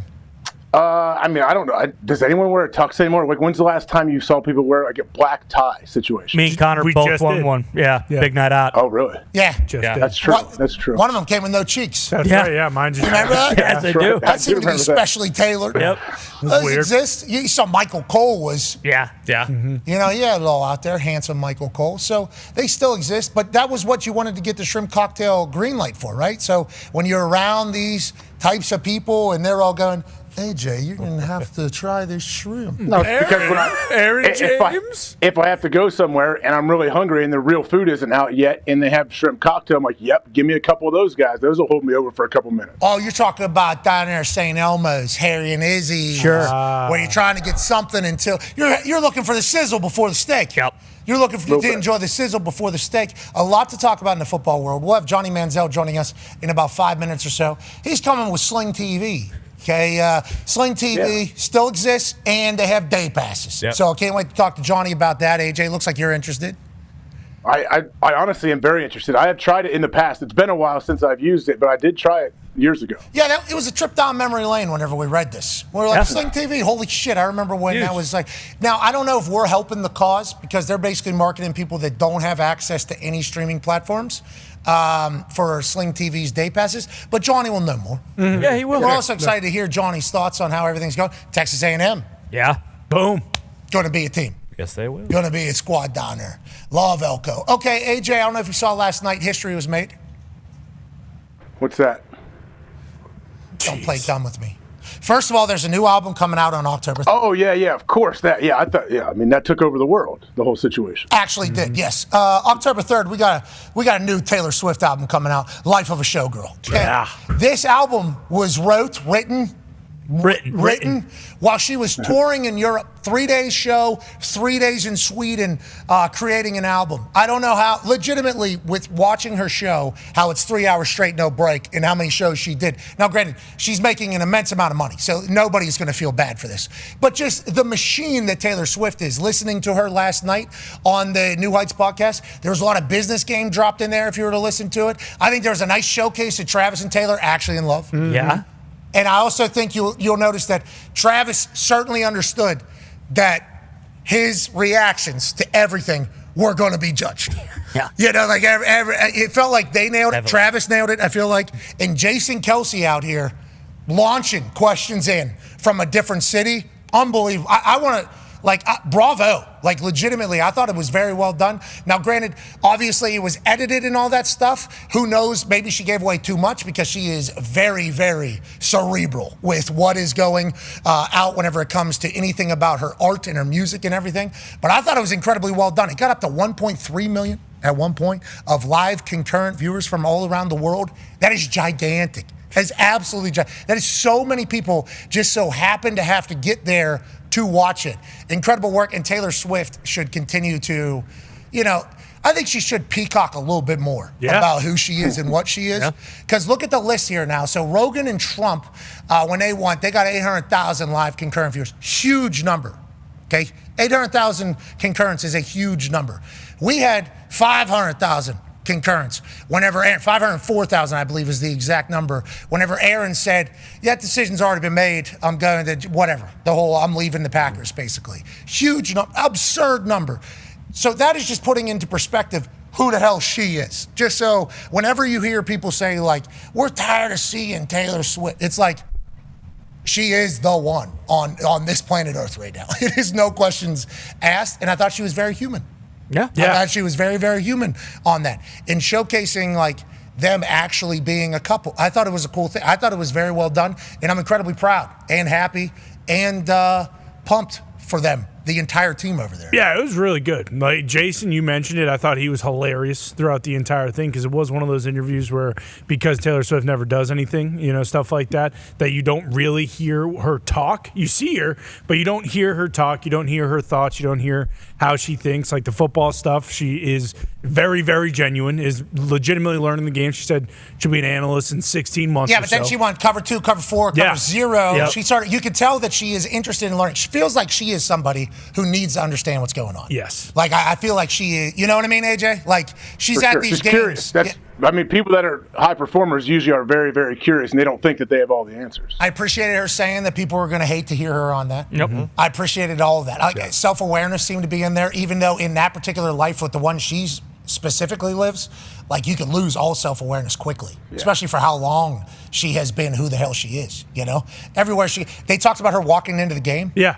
The first time that she ever went to the Kansas City game, she walked in the normal entrance with a bunch of Travis's friends that he's been friends with since he was like 5 years old, and that is incredible. Like, shout out Scott. Shout out Scott. Yeah, huge shout out for Scott. Scott's gonna love that. Yeah. Travis.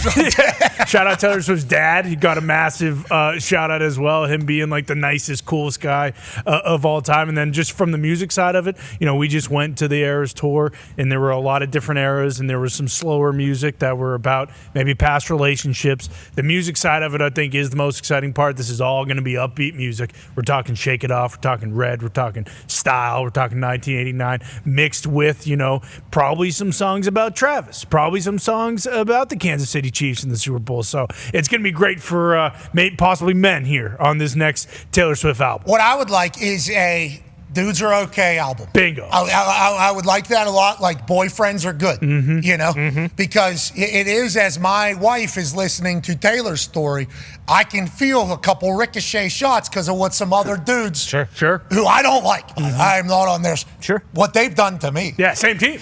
Hey. I am on Taylor's side in this entire thing.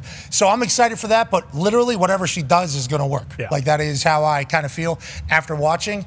And I sent a text to Travis and Jason telling them how awesome it was. And also thanks for the just shout out in there. And also in the GQ magazine where he looks super cool. Yes, he does. Love Dude, that. he looks so cool and all those things. I don't know if I would ever sign up for that. I'm happy he did. I'm happy. I would not. You would. No. I think the photos, if you did it, would be comedy. Yeah, that would be comedic as opposed to a model. Yeah, exactly. He's so handsome. He's got that all. So it's a great time for them. I'm pumped. And Jason Kelce, just to reiterate the point, what a phenomenal performance. Yeah, Wood. Yeah. His nice. And then I got a massive pop. I know her and Travis both huge. died laughing. Track 9, Wood, and Jason just takes it in immediately. Wood, nice. And then goes to the next one. And then Taylor called Travis at one point a human exclamation point. And this is Jason's reaction. Oh, how did I not think of that? Like, that is literally what he says. How have I never thought of that? How had I missed that is actually what he says. I've been with this guy since he's born. He is a human, exclamation point. And I think that was a cool thing for all of them, to showcase that, like, hey, we're humans. We are humans out here. Because Taylor has gotten to a point where obviously her fans view her as an icon, which they should. That's how fans feel about people. They're fanatics.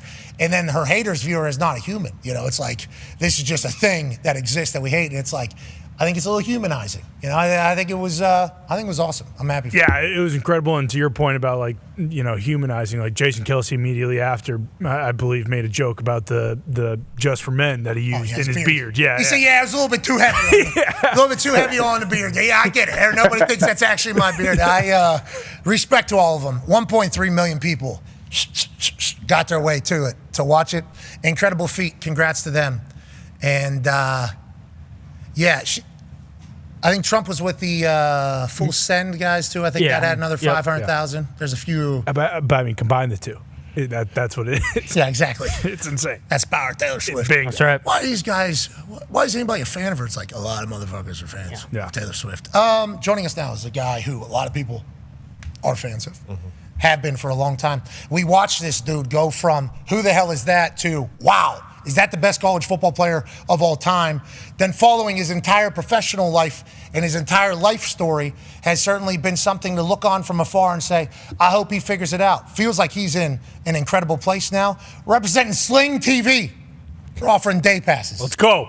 Ladies and gentlemen, Heisman, Johnny Manziel. Yeah, Johnny! How you doing, brother? Boys, so glad to be back. It's great to have you, man. How's Sling TV? So we didn't know Sling TV still existed. We looked into it. We're pumped. We got day passes. We got weekend passes. We got week passes. And the person that's passing the news about the passes, Johnny fucking Manziel. We're big fans of what's going on. How's the day been with Sling TV? Listen, you know what you get? Ball for $4.99 whenever you want it. You don't got to sit there and get tied up in all the, hey, you get hit with another charge, this and that. Oh, I need to cancel. Nothing. You want SEC football, baby? You got it.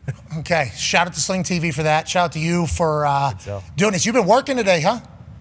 Yeah, we're putting on a little work day. It's fine. It's LA. It's nice. We're chilling. How has it been? How is everything? Are we still down in College Station every once in a while? How do we feel about Texas A&M? How's Johnny Manziel, brother?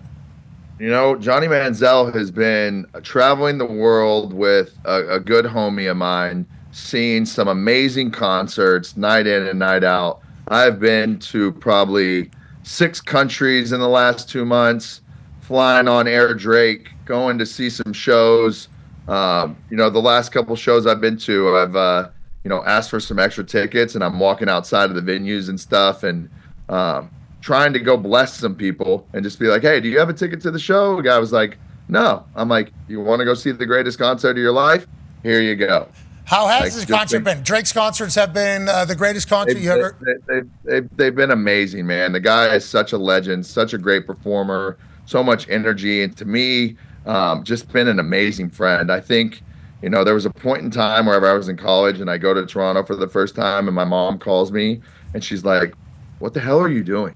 Why are you in Toronto and why are you hanging out with rappers?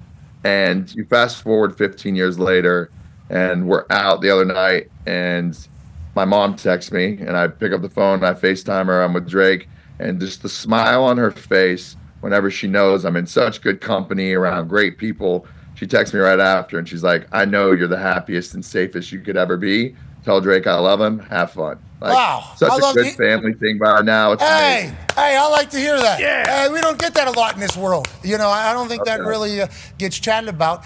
Drake run through some stuff, obviously, publicly. We all saw it. And then his bounce back here has been a big dub, obviously, throughout it all. How has he been through it all? And have you shared, life stories? And throughout this 15 years of friendship, have you guys kind of battled through and leaned on each other through it all?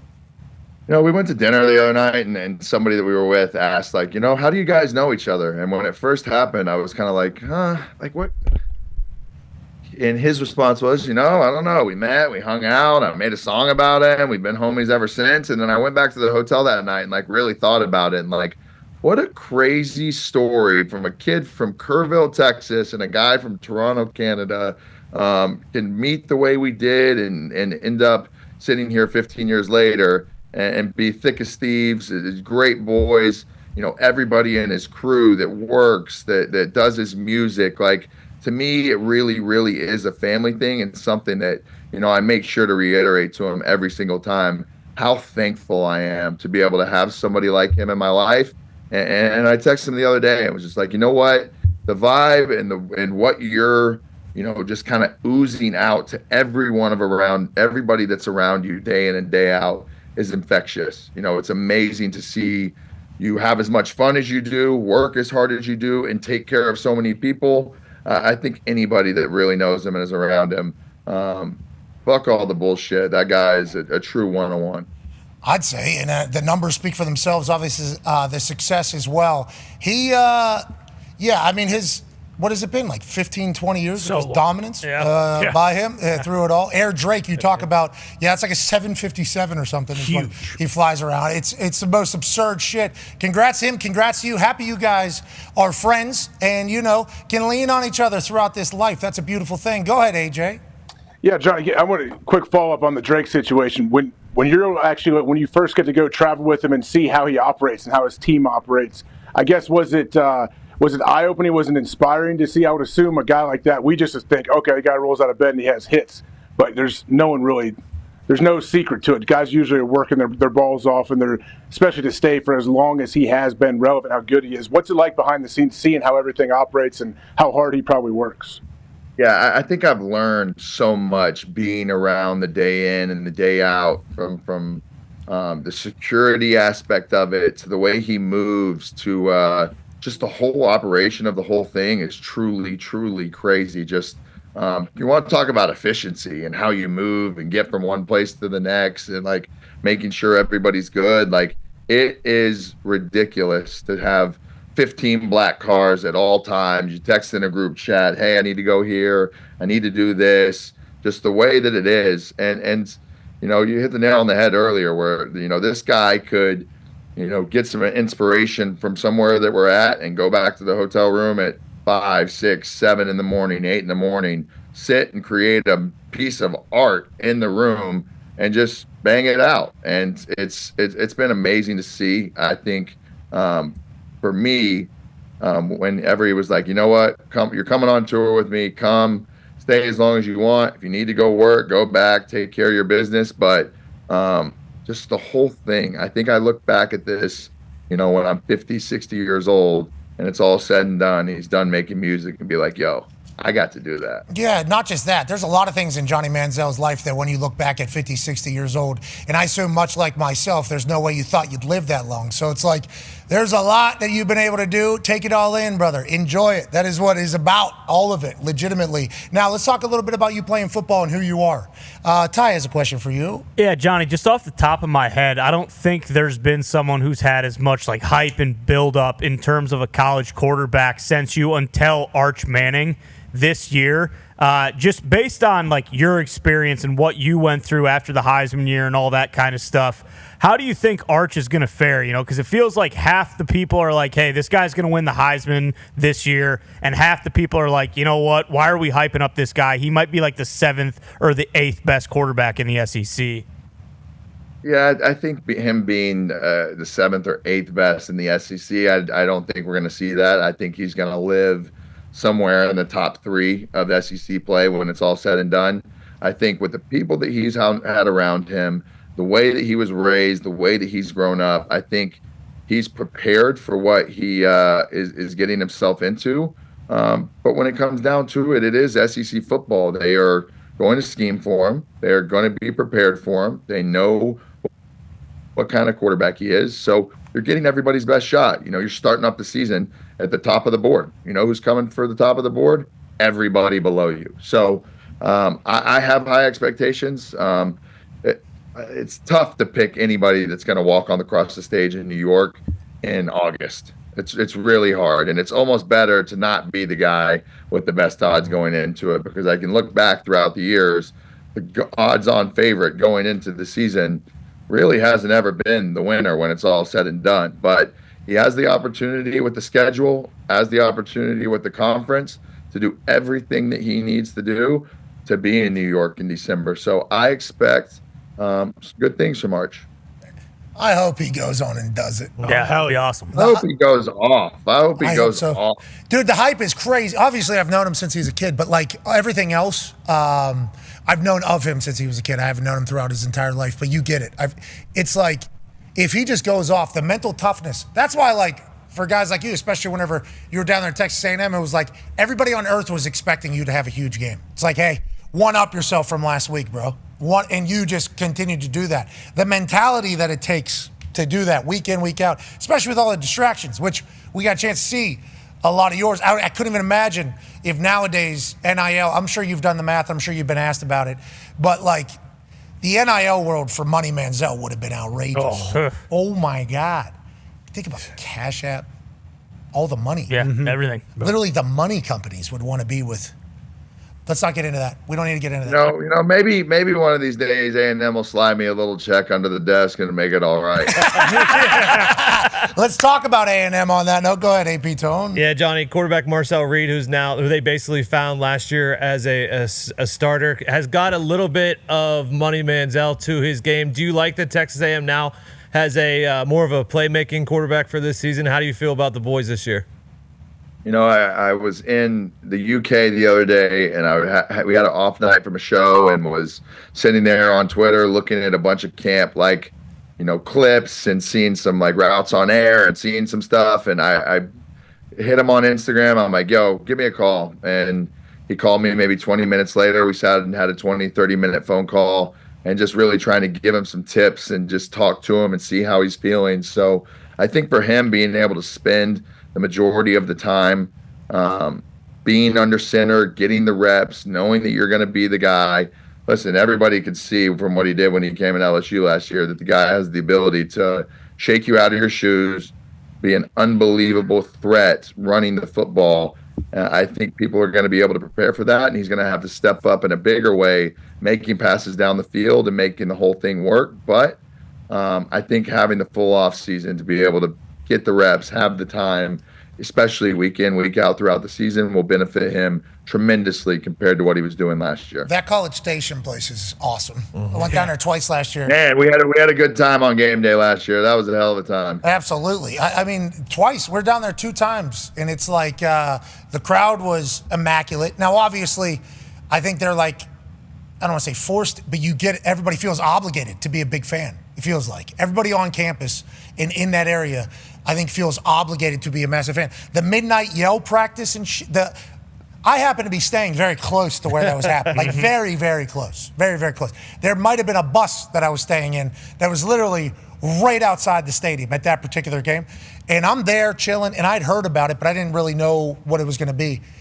And it was loud. It was very loud in that stadium at like 1 a.m. And then I'm like, oh, nobody's going to show up for game day. I mean, this is a quick turnaround. It was like, nope, they just rolled right out of there, right into game day. It was like, what a great football school A&M is. Like a perfect football school, almost. Do you feel the same way about that town? Oh, man, it's unbelievable. Seeing that stadium now and what it is, and, you know, just week in and week out, you have some of the best fans in all of sports. You know, I think they live for it. You know, people that flock into that town on a weekend and just absolutely take it over. The spirit is unbelievable. The stadium, you know, the university is great. You know, they love it down in Aggieland. And I know for one thing, if you guys make it back this year, I'm taking your ass out on a bar crawl. For sure. Okay, all right. Yes. Yeah, so I don't know. Do we still got the bar down there, the shop bar down there, or no? We still got Money Bar. We're alive and well. Okay, so I was out at like 9 down there. Oh yeah, 9:30. I believe Shane was potentially in town as well. Yeah. Shane Gillis was in town as well. Oh yeah. Yeah, you were. I think, and I'm like, I got to wake up very early. It's 9 o'clock. Johnny's place hasn't even opened yet. I'm like, what do we?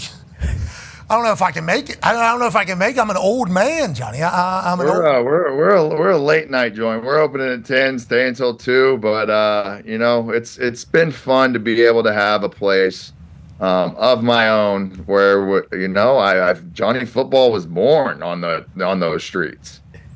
I can imagine. Some of those photos that I've seen of you from college, just walking those streets thing, I wonder where. Those are AI. Yeah. Of course. I couldn't imagine a Drake concert in L.A., okay?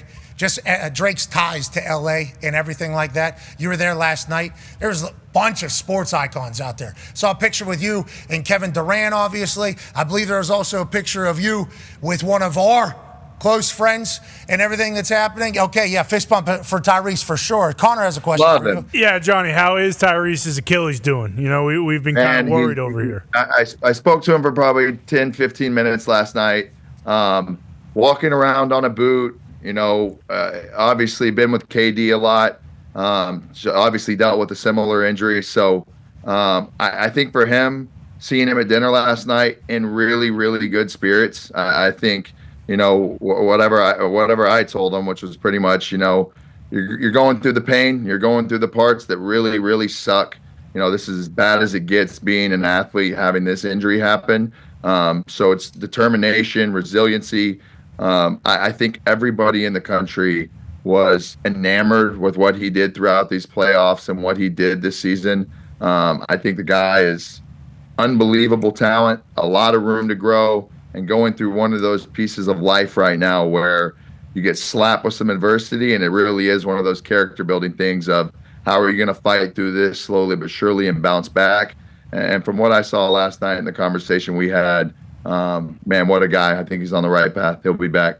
Yeah, we love him. He's made the right stuff. All right, so what's next on tour? Where are we headed? You said you've been in 6 countries. You're in L.A. right now. We can just consider that its own country as well, I assume, with everything. Yeah, I'm going to work for a couple days, and then I'm hopping on a plane and going to go to Cologne, Germany. And then after that, my favorite little stretch of the tour, we get Stockholm, Sweden, and then it's 8 days in Milan and another 7 in Paris. And woof, I am excited.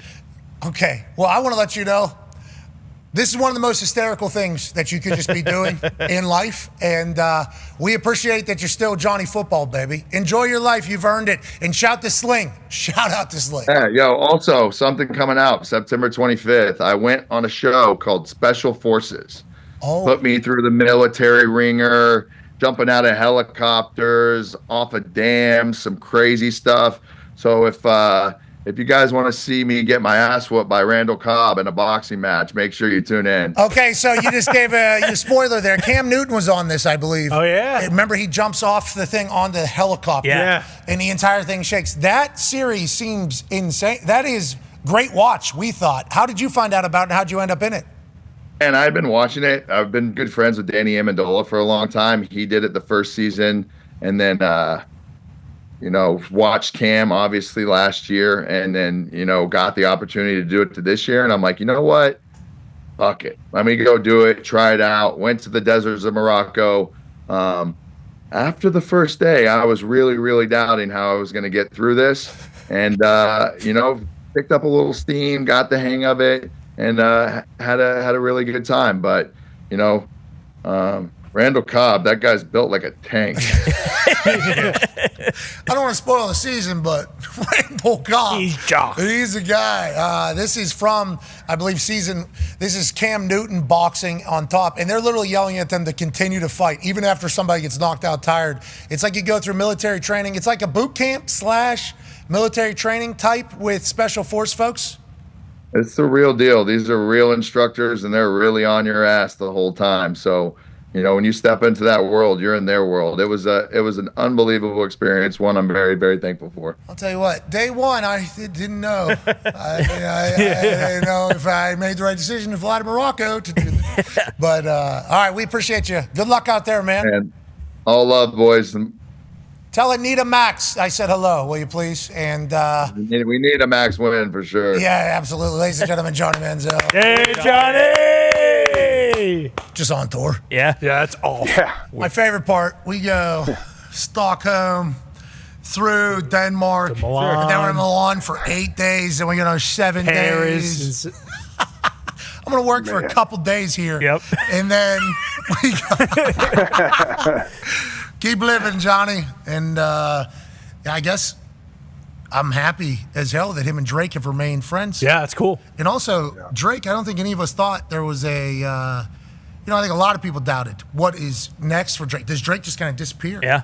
It's like, no. Just sell out arenas and stadiums around the world and just continue doing it. And also, so much of this. I see him doing a lot of this. Oh, yeah. A lot of this. Yep. Oh, yeah. Yeah, then he'll hit a huge win. I did it. Yeah. Boom. Yeah. Sends it out. I won. And then he's right back into it. He likes seeing big numbers come across the board. Without a doubt. And he's got a 757 15 black SUVs, just all around at all time, moving like the president. Good for them. Enjoy it all, boys. Enjoy it all. That plane, too. I remember when that plane was made and they've released like the. I think he has a newer one. Oh, really? Yeah, I think He does. Yeah, I think there's a newer one. I saw that. Yeah, man. Champagne Poppy's been doing it for a long time. That's right. Yeah. Calls for his death were grossly exaggerated. Yes. Yes, they were. Because now he's just out there doing. And Johnny Manziel, I think Johnny Manziel's got a couple. Johnny's on backup vocals for every song. Is he his tour manager? They need to give him a towel and get him on stage for every single show. I assume he's out there. He gotta sounded be. like he was at least Yeah. backup vocals out there. Okay, so Johnny Manziel, obviously coming into the NFL, massive amount of hype. I think Caleb Williams, whenever he came into the NFL, obviously an immense amount of chatter about this is the next one. This is going to be the next one. This is the great one. I actually had people in the college football world tell me, like, you think a team's going to pass on Caleb Williams? Yeah, right. This is the next one. Well, here's Ben Johnson chit-chatting about where he and Caleb Williams currently are heading into the second preseason game. You know, he and I met yesterday. I'm pleased with how he's able to spit these plays out right now. He's made significant progress in that regard.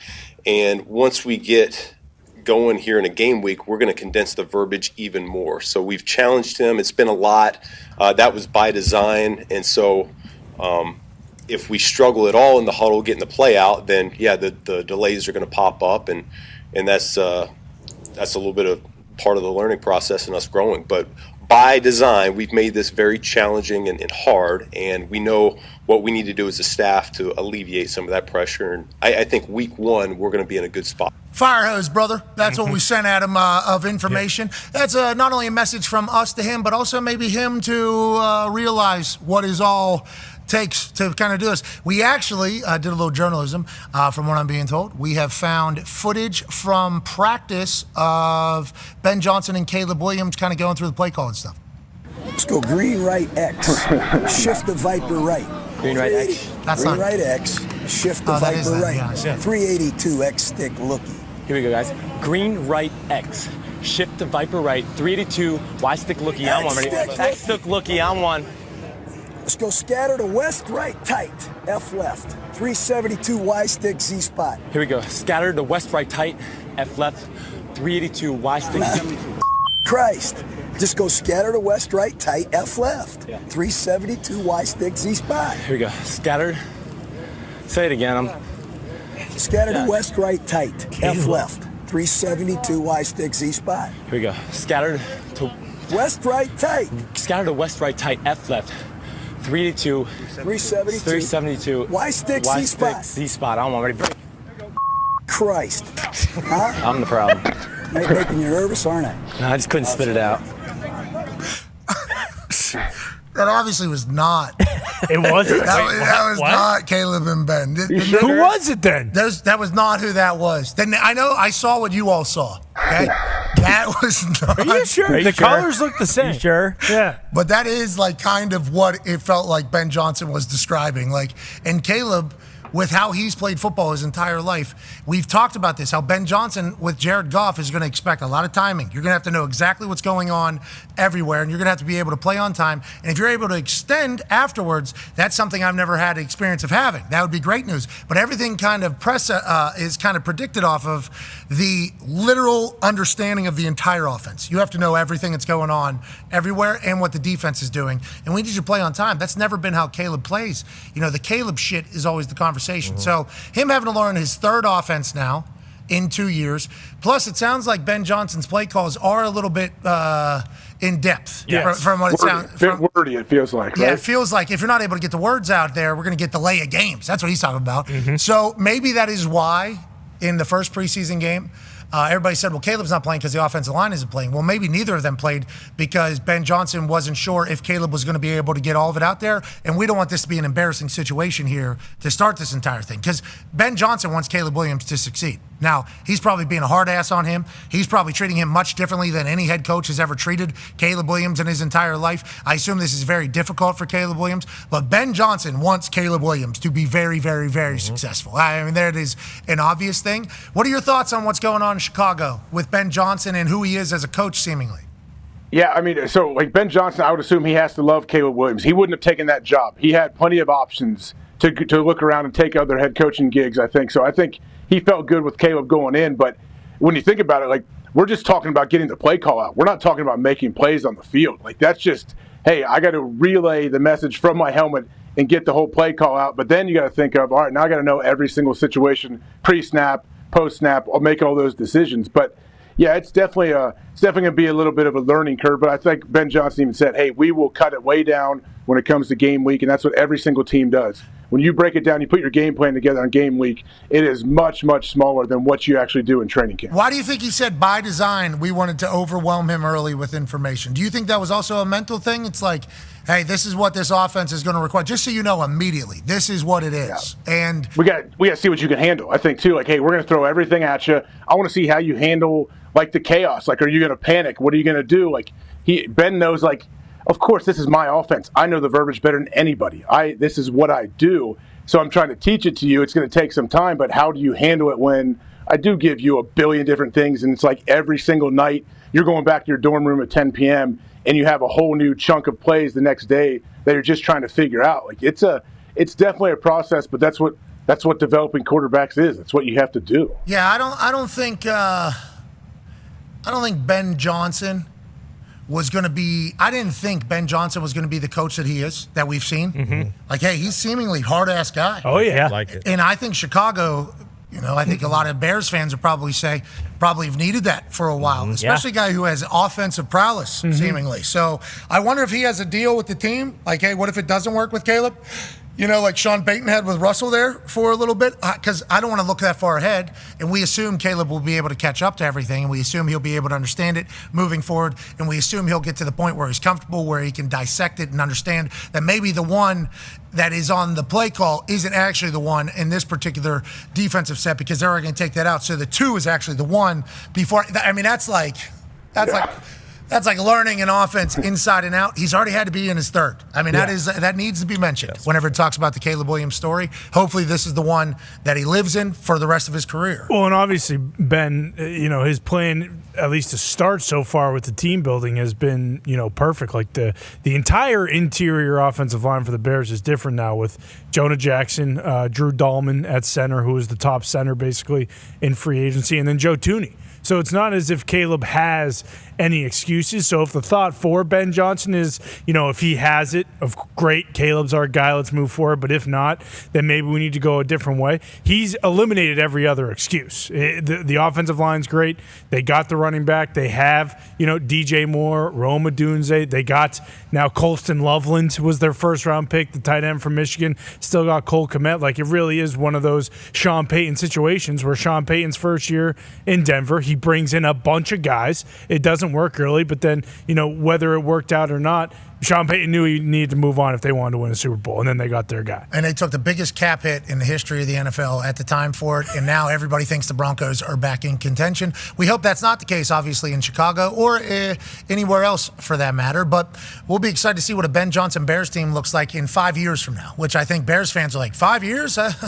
Another? Brother, I don't know if we can survive. Joining us now, ladies and gentlemen, is a man who's the authority on college sports, and he also broke some news alongside the pretzel Dan Wetzel, who AJ Hawk absolutely loves, that there will be a ruling coming from the NCAA tomorrow on some Michigan infractions. Joining us to break that down and what we should expect, ladies and gentlemen, Pete Thamel. Yeah, Pete! How you doing, Pete?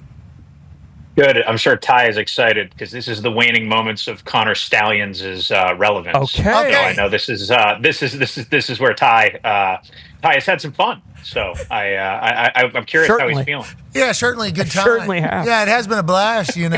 Buckeye Pete here has certainly been in the trenches of this since the beginning. And obviously this story was gigantic. I mean, I wish we could explain to people that don't remember the time what it was like for you, what it was like for college sports as a whole, what it was in just the sports world, because, okay, so they were cheating, they were scouting ahead, they had cameras on people, they're buying tickets, there was an entire scheme that was taking place. Jim Harbaugh was basically telling him to do it. No, Jim Harbaugh didn't know anything about it, and they were going to win the national championship. So it was chaos, I think, throughout it all. So whenever you send this tweet out, we didn't know what this was about. Was this also about the FBI or whatever that brought in and got the computers that were in there because one of the staffers was doing something else? It's like, we had no idea what this tweet was about. You're saying it's Connor Stallions. What does this mean? We're going to get the final, kind of ruling on the entire Connor Stallions piece here as you look incredibly thin and tanned up for the season.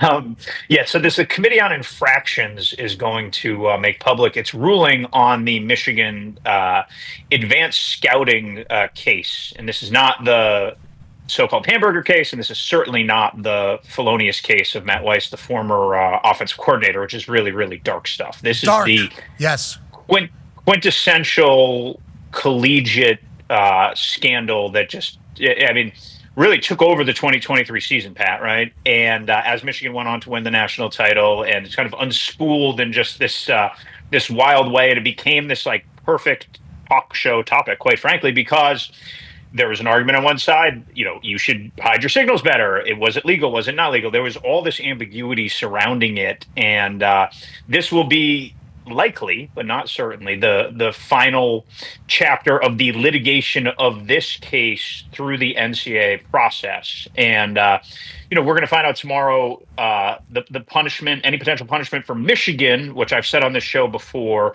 is likely going to be a hefty fine. And there's not an expectation, Pat, that there's going to be any kind of postseason ban, and there's not an expectation that any of their accomplishments are going to be taken away. Now, a vast majority of the staff members who got jammed up in this are now gone in the NFL, Jim Harbaugh prominently among them.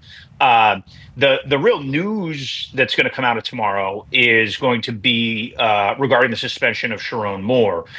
Michigan, back in May, I believe, self-imposed 2 games for Sharon, game 3 and game 4 this season. And what we're going to find out from the NCAA tomorrow is that accepted, or are they going to add any additional suspensions? Remember, he obviously deleted a thread of 52 text messages in this.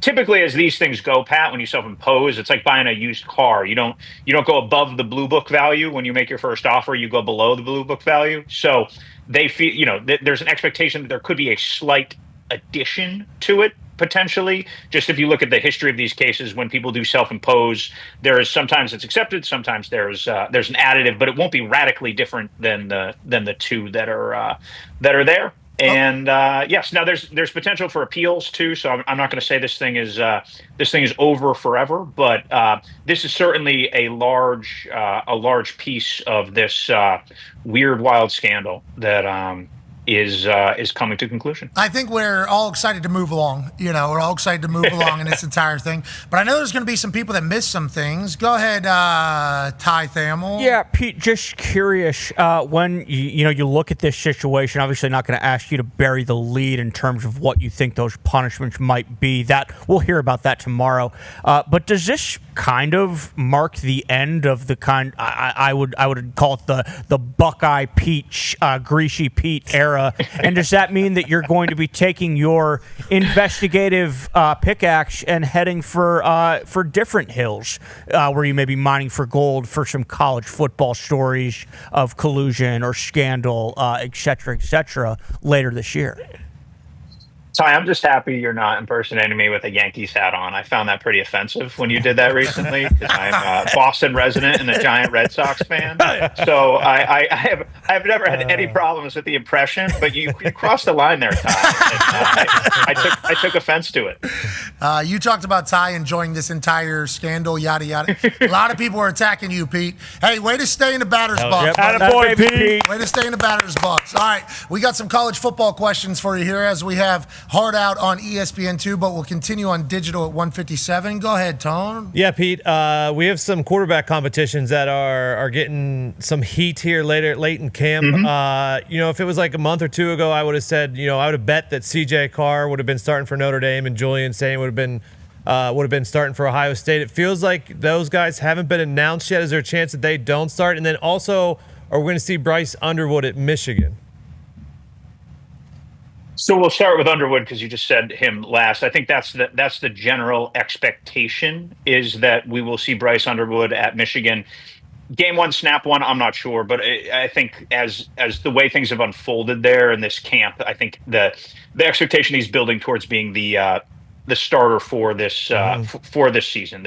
Really, for as much focus as has been on Arch Manning and how the hopes of Texas are pinned on him, I don't know if there's a quarterback in the country who has as much of the team on his back.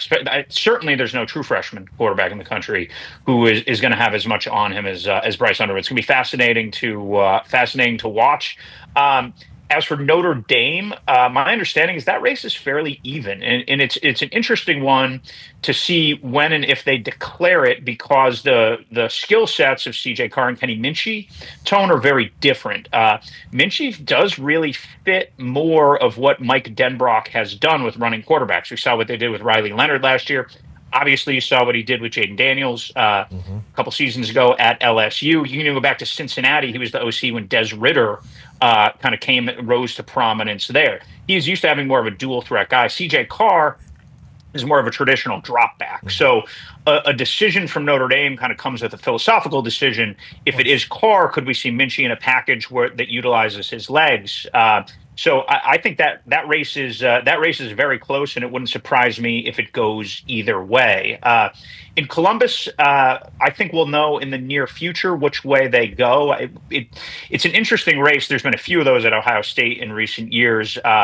There's, I think, a little bit of pressure Tone to kind of pick a guy because, you open with Texas, right? If you remember, the last two national champions, both Michigan and Ohio State, opened with 3 games where they were prohibitive favorites in. It's just it's a different approach to the opener when you have to go and go up against a top 5 team. So it'll be interesting to see how that unfolds. I believe there's a scrimmage there on Saturday, and those are always obviously giant pieces of empirical evidence in the quarterback battle. Yeah, those are giant pieces of empirical evidence, especially over there in Columbus. Week 0, Farmageddon coming right around the corner. Let's go. Week 1 has a massive slate. Cannot wait to get out there to Columbus, Ohio for that. Now, a man has a question for you that probably knows who the starting quarterback is going to be. Go ahead, AJ.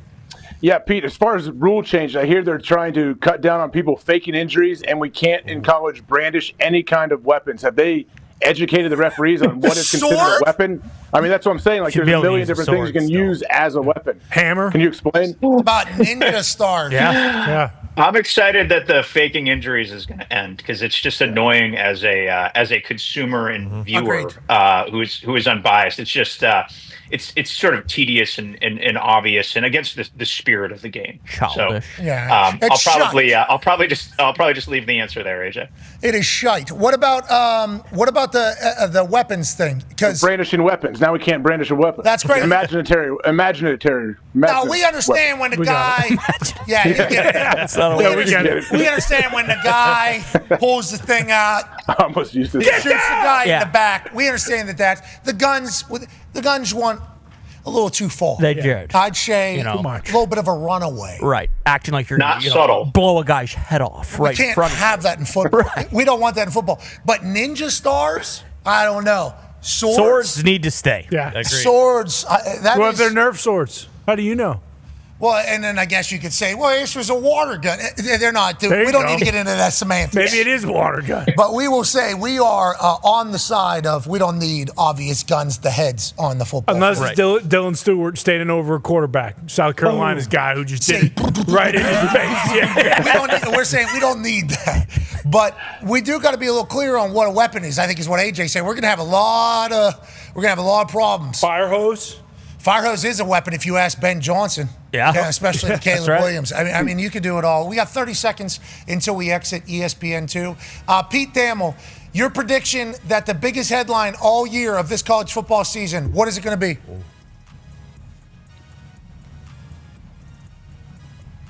I don't understand. An unranked team reaches the college football playoff final. Iowa Hawkeyes, man. West Virginia. West Virginia. I just gave a lot of hope to your whole staff. Yeah, you did. That is great news. We'll continue. Goodbye. Okay, so now we're digital. Yep. People are still watching. I didn't know if you couldn't hear me. Your brain was broken, but you were just trying to really think of one. You were actually trying to think of one right there. Watching you create a great headline, by the way. Yeah. The reaction from everybody on that headline was brilliant. That's Pete Thamel football. Exactly. That's Pete Thamel football right there. Okay, we have some other questions, obviously. Go ahead, Con Man. Authority, yesterday or 2 days ago, John Gruden came out and basically said, like, hey, I love the SEC. What a dream it would be to coach, in this conference, and that he does want to coach again. Will there be teams, you think, that will reach out to John Gruden? Are there SEC teams now this season that are going to have any sort of kind of prove-it year type things, a la Hugh Freeze at Auburn? Do you think John Gruden realistically will Sam be? Pittman. Arkansas, sure. Do you think that there's a chance Gruden's going to be coaching the SEC next year?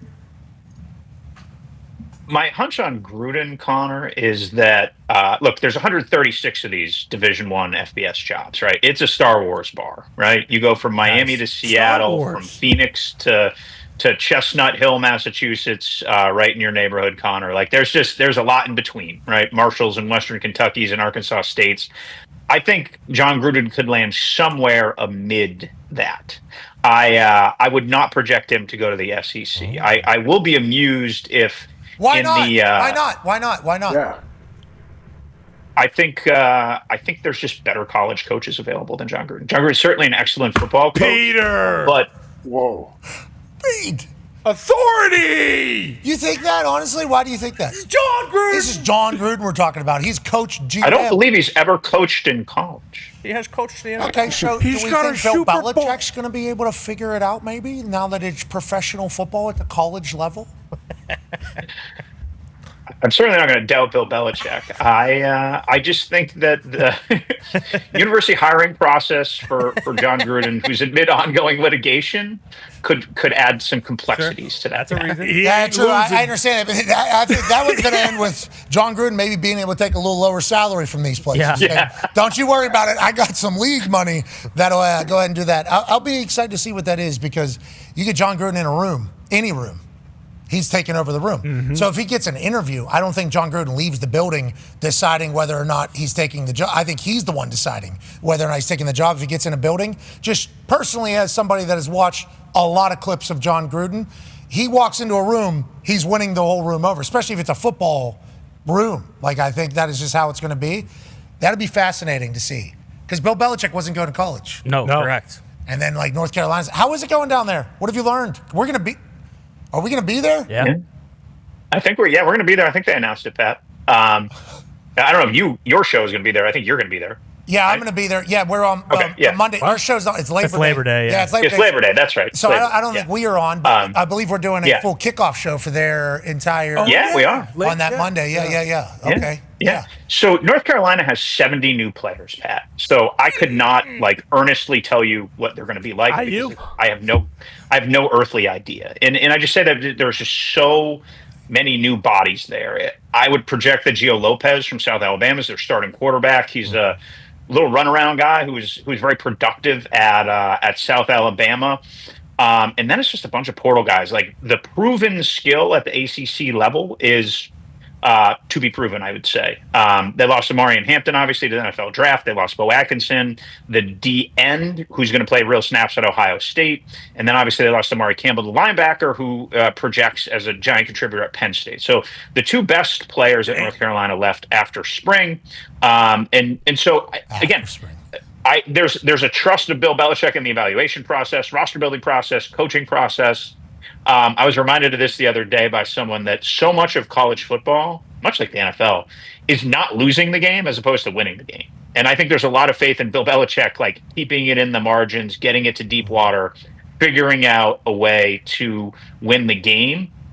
If you look at their schedule, it's fairly manageable as things go. I believe they're a 3-point underdog to TCU in the opener. Yeah. Some of your guys would know that off the top of their head. Yes. Yes. Okay. Sitting there now. Yeah. And look, like, it's one of the beauties of opening weekend in college football. There's just so much roster change and so much overhaul. It's unbelievably difficult to predict that. So I have general good feeling about Bill Belichick in North Carolina, but I I'd be naive to be too bullish because of just the myriad unknowns. Yeah, the myriad of unknowns is everywhere these days, except for seemingly down there in Texas and Ohio State. Hey, how come Ohio State's plucking everybody's good players? It's ridiculous. Shouldn't we start talking about what they're doing? Yeah. They took West Virginia's running back. Yeah, they did. We'll take you. They go to North Carolina. We'll take Purdue's you. tight end. I think they came willingly. We didn't have to take anybody. Oh, okay. Okay, yeah. Bill probably told those two players, like, hey, we're going to be fucking shit this year, so we should go. How much are they paying you up there? Yeah. Get out of here. You're not going to make that much money in the NFL either, so you should get up there. All right, speaking of money, there's a big money conversation happening on the internet. Mr. Ty Pete? Pete, do we have any kind of updates in the John Mateer situation? I don't know where you stand on this, but for me personally, it kind of just seems like a de facto witch hunt almost. You know, kid goes to a new location, and all of a sudden they're looking through Venmo transactions from when he was in 8th grade. It seems like a bit of fucking bullshit to me. Where do we stand on this whole situation? Is there any chance that John Mateer kind of gets, I don't know, rashled up in this whole thing and he's going to face some punishment? Or is this thing going to kind of get brushed away because I think we all realize that there's really no way they can pin any kind of gambling accusations on him?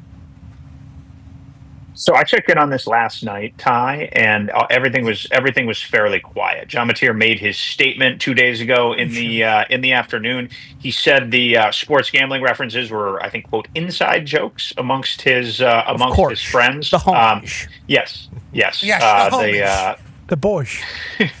The boys. Yes. The boys. Sarcastic references between friends, roommates, etc. So ultimately, Oklahoma or the NCAA, if they were going to get into this, would have to find something. My hunch at this juncture is this kind of fizzles out, and 2 months from now, we're going to be like, hey, remember that day when John Mateer did that dumb thing on Venmo? And we're going to kind of move on. That is where my understanding is that it's trending right now. A lot of modern gambling, like, this isn't like you go pay the bookie in the parking lot at Perkins anymore. Like, it is pretty trackable through your phone. So I think, like, they'd be able to, you know, the due diligence on this shouldn't be particularly difficult. And that's at this juncture, of course. Just this juncture. I don't think you'll ever catch me going past this juncture, Pat. Okay. Well, that's why you're the authority. Hey, be where your feet are. Yep. You know, be where your feet are. That's what it's all about. We appreciate you in this juncture and all the future ones. The authority, Pete Thamel. Can't wait to see you on the road, brother. Yeah, look forward to seeing you at the juncture of Columbus. Boom. Well said. Pete Thamel. Yeah, authority. Unbelievable performance. This vocabulary. He was great. Yeah. Hey, he does. Yeah. Looks With great. the tan. Yep. He's ready to go. His head being cut off right at where. Yeah. That That's was classic, though. That's classic. Pete. That's Pete. Pat and I both thought you were going to say PP slapped. Yeah, for sure. And I'm happy you didn't, just because, you know, he was already on edge a little bit because the Yankees hat the last time. Yeah, exactly. And roster changes almost got him, too. Yeah, I agree. That was close. Yeah, it was very close. That was an close. aggressive, I'd say. I agree. You could argue. Aggressive take. I love He does know everything. He does. This guy lives on his phone. He is a robot, AI. Yes, he is. Human form. It was before our show, I think, at JMU last year, and it was right around the time the Connor Stallions things were all heating up, and he was literally on his phone for 5 hours straight before just pacing back and down in the hallway. He'd see and be like, sorry, big phone call. I got to go. I can't talk right now. Hey, good to see you. Yeah. I gotta Yeah. That's his life right there. Yep. Good to see you. Good to see you. I'm on the phone. The ADs. He's got his shoes untied. He has like nice shoes on. He's got his entire thing. And the shoes are untied because I think he is a pacer. Like he's a mover. So like when he's on the phone, he's moving and grooving. And if you accidentally get his attention while he's on the phone, I think he feels obligated to Certainly. address you. But he's in the middle. He also... Great to see I can't talk. I'm on the phone with multiple ADs, OCs, and This year, coach. Agent. This year, athletic director. They don't know that I'm speaking to both of them. Outside the side of his mouth. How about him muting? Yeah. Yeah, I don't think he's going to like that. I think he really would love No, he's so good that he can tailor all of his words to both conversations. just sending. Oh, talking about. Yep. No matter what the other side is saying. You heard what they were saying about Woj whenever he retired? This guy's taking a shower and he's scared that he's going to get steam on the windows because he's not going to be able to see his phone light up. This is the life that he's living. This is what Schefter's saying. And Schefter's saying that because that is the life that Schefter lives. Correct. And Schefter and these insiders are very much, very, very much like glued to their phone. College insider, 130 teams. Okay. NFL, 32. Yeah. NBA, how many? 30, I think. Yeah, 30. 30. 32? No, Sweet. 32. 28. 32. 30 in the 30 in the MLB. Yeah, there it is. A lot Okay, less so than college football. So passing. There Yeah. we go. So Yeah. now we get in passing's world as well. And I'm not saying that they don't have a lot of shit. They do. They got all of them got a lot of shit. That's part of the job. Shams always on his shit. Obviously, that's how that goes. 130 teams. Okay. Then he has to build relationships with the low-level good ones because we got to work that up as they get going up there. So it's like signing up to be a college insider. He's also doing college basketball. Yeah, 2 sports. Yeah. Oh, wow. So that, when you talk about being committed to the game, Yeah. that's Pete Thamel. Yeah. I don't fuck around with this shit, okay? It's true. It's just serious shit. God, I wish he would have punched Bruce right in the face. I love seeing him in the wanted to. games. He Oh wanted man, when Prison Pete showed up and Bruce went and grinded on him on Prison that bar, Pete. that He was wasn't one of the he best things. didn't grind on me. He was getting in his face. He was wearing the I snow was hat. Slim Shady Pete. Yeah. Okay, That was amazing. Slim Shady Pete walks P. in. Rabbit. Ran up Yeah, on P. him. Rabbit, if you Yeah. will. Good call. Thank Bruce you. just in his face. Everybody from the 313! It's a good reference. It was a good reference. It was. Pete didn't answer what school or team Ryan Day will have him target this year when Ty asked him. That's a Michigan fan. That's a Michigan man. Boom. They're not gonna get, but he said they're going to get fined, right? They fine Yeah. college teams. Who pays that? The school. Boosters that just Board of literally Regents. have billions of dollars up there in Michigan. And then Sharon Moore, is he going to be able to pick the next 2 games he gets suspended? Because remember, they picked the 3rd and the 4th game Yeah. because the first 2 can't miss them. Right. Can't do it. Sorry, can't do it. He can miss the 3rd and 4th one, which I think is hilarious. Okay, I just want to let that be known. And I'm a Michigan fan. I picked against them that entire year just because I thought everything was coming out, which was coming out at the time. Like, football gods aren't going to bless this team. Then they end up winning, and that actually made me say, you know what? This can't be. They're clear. This can't be as big of a deal as everybody's making it because the football gods would have punished them at some point. And then learning about hardball even more and then getting to learn that team, it was like hard to pull against it. The whole shit is crazy. Now, granted, did something happen that they were benefiting from? Yes. Is something going to take place tomorrow that's going to piss off the Michigan fans? Definitely. Mm-hmm. Is the rest of the country going to think it's not enough? Definitely. And then we're just going to move on to the next one. Yeah, that's right. And I think this will be it Yeah. for Connor Stallion. Yeah, I mean, really, as long as they don't vacate the national championship, I think Michigan fans will sleep soundly at night. They'll certainly throw their barbs and call Pete a piece of shit and call him a greasy son of a bitch and all that kind of stuff. But Pete's he's a tough guy. That's a snort into the microphone from AP Tone. Yeah, Barb. It is good to have Pete Ty always Pete gets back. me. Ty Pete always gets me. It's that season. It is. It is. It's right around the corner. There's another guy, that might get back into Ty's lexicon as well. Who? Well, the other guy never leaves. Not the other guy. Not the other guy. Not that guy. I'm talking about Possibly Jay Glazer, who we saw the other day. He's living his best life. He's killing it. Hey, Yasmin, this is what year of training camp tour is this for him? I forgot at the beginning. He was everywhere. 38. I'm so happy for him, man. He looks like he's genuinely happy every day. He does. And it was a long time where I think he wasn't. Yeah. So good for him. He's living. Where'd you guys see him? Why would we bring up Jay Glazer? Something got sent into the group. I thought he was at Steelers or something. He was the Steelers and Lions, and he flew home and had an incredible dinner from Nobu, I believe. That's what I'm talking about. Nobu. That's right, AJ? Was that what it was? Exactly. That's Jay Glazer football. Age? He loves the Detroit airport, too. He really put it over, as you would say. You sent it in, Age. Remember that long walk? Do they still got that long walkway with the Avatar roof? Yeah, I believe that's the Delta terminal. Best in the nation, everyone says. That's not true. No, actually, that's what everyone says. No way. Detroit is very nice. It's actually what people say. Yeah. What's your airport would you put up there? Pittsburgh International is obviously always winning awards. very Pittsburgh's spacious. great. I mean, truly, and I know it gets a lot of gruff. I think the Indy airport's awesome. It gets gruff? I think the Doesn't Indy have enough airport. flights. Yeah, it doesn't have enough flights yeah, and sure, stuff, that. and some of the places. There's never in a there. Very convenient. I think it. I mean, I leave typically if my flight's at like 12. I'll leave my apartment at 11, and I'm on the plane. Yeah, I'm it's good. nice. This last time that I did that, boy oh boy, I was sweating dick. Yeah, I think you. But That's rolling the dice. Yes, it is. But so far, it's coming up sevens, baby. I think you should Is that maybe good? add 90 minutes. I think, sevens is good in a slot machine. Okay. I think you should add maybe thinking craps. 30 minutes or so into that. There's some 30? Craps first roll, 7, 11, good. Okay. Any other roll, not good. Sometimes it is an hour 15. You should give it 90, I think. Just personally, I think you should think about it. I just hate sitting there. Yeah, but you are going to hate so bad missing a flight. There's two brand new restaurants. They just put in a 1933 in the A terminal, which, man, they needed to get rid of that Champs for a long time. Yeah, that Champs was interesting. They make good shithole. cocktails. They need to put the Chick-fil-A in the airport, like inside it, past security. That's what we're telling you. You don't need to mess around at Chick-fil-A. Well, I don't mess around at Chick-fil-A because it's before security. Like I wish it was. I open. agree. Go get yourself a nice meal, good cocktail. Yeah. At 1933. Get some steak sliders at 1933. I mean, I will. I got a long flight ahead. You do. That's wild, AJ. Everything's pretty crazy. Very long. How long? How much time you Has got? anyone been there before? No. Well, it depends on what you believe. Bingo. Ladies and gentlemen, we got to talk about a couple things that happened while we were gone.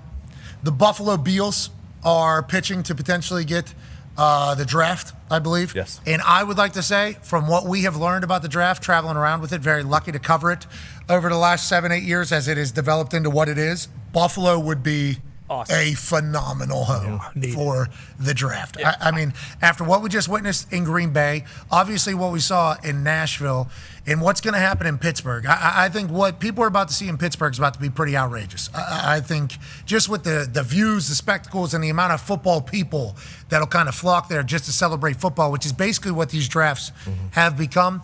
I think Buffalo would be a great home, AJ, especially if they got this new stadium and that other parking lot is just going to be filled up over there. Yeah.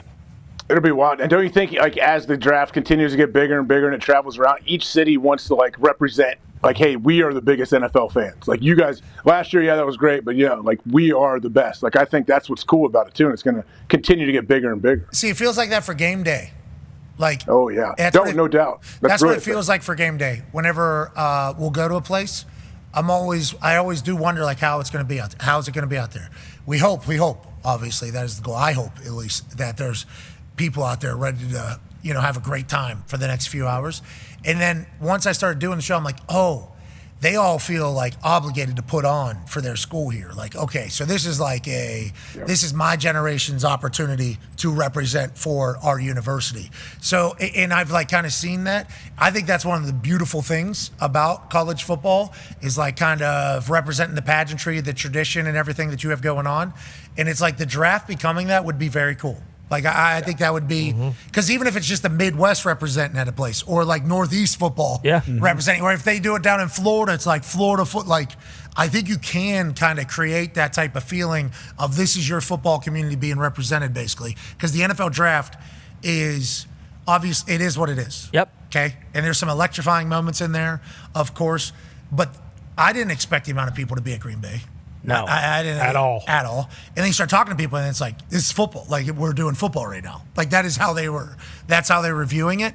And what a show that has become. And it's all because What happened in New York? They booked the Rockettes. At the, what was the theater? Radio City Music Hall. Radio City Music Hall, obviously one of the most famous in the history of the world.